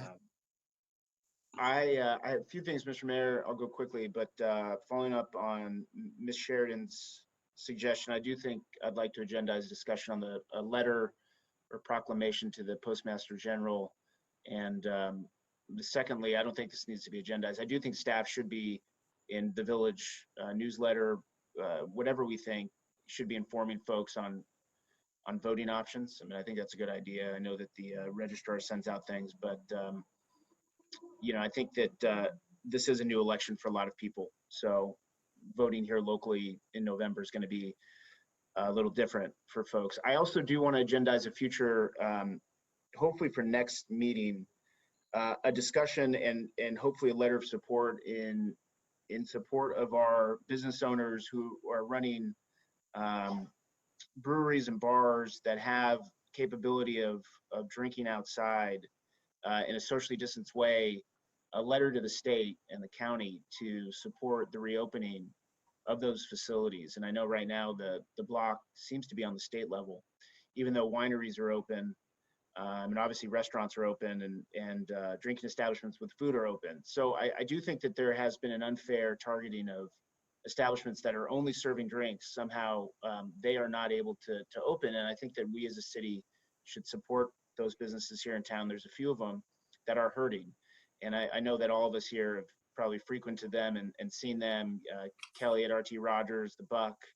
I know that we've given them shout outs and the mayor and Mayor Pro Tem and Councilmember Goss and I probably all frequented there and bought things there. But I think that it's, I think we need to formally now step it up and just say that something's got to give here. And I do know that those business owners have, I think, even put together a draft letter for us to send. But I just want to agendize that quickly so that we can do something. Well, That's if all I you have. The draft beer with the draft letter, that'd be great. Yeah, that'd be perfect. Yeah. Do you think that's okay, Mr. City Manager? Can we squeeze that in next staff meeting? Or Draft beer? That'd be nice. Absolutely, Mayor. We will draft and put on consent for council to review, and then you can either vote to approve or discuss. Yeah, okay. Okay, two more things. I did neglect to read a public comment. This was open comment. Items not on the agenda for Gary Hood. He wrote something, so I'd like to just do that. Just I'm obligated to do it because he did ask that it be done. So anyway, he opens with his greetings and says his 1987 Sierra Madre Fire Department had 44 members, 3 engines, 2 rescue ambulances, 1 salvage vehicle, a command vehicle, a mobile air compressor, and a pickup truck. We had 17 firefighters with a minimum of 6 responding on the engine at any time. Today, we have only 1 firefighter responding on the engine. I know you're saying, no, we have 3 firefighters, but that's not correct. We have 1 engineer, 1 captain, and 1 firefighter. We have all heard the concerns about needing more money for police department, the library, and the fire department. The community heard the concerns and raised the UUT, and most recently increased the sales tax so we could improve these departments. Now we have only an interim fire chief, no battalion chief, 1 firefighter on the engine company. For safety's sake, it is time that the fire department is brought up to the same level as the police department. We need to hire a fire chief equivalent in experience to the police chief, and we need to have a test within the fire department for a battalion chief, and we need to have 2 firefighters on the engine. I'll send council and the city manager some job descriptions and a couple of scenarios of fires. This will explain to you how stressful and unsafe it is to have only 1 firefighter on the engine company. Can you imagine being the only firefighter in these brush fires? I can't. Thank you, council, for looking into these concerns. Respectfully, Gary Hood. Okay, so did that.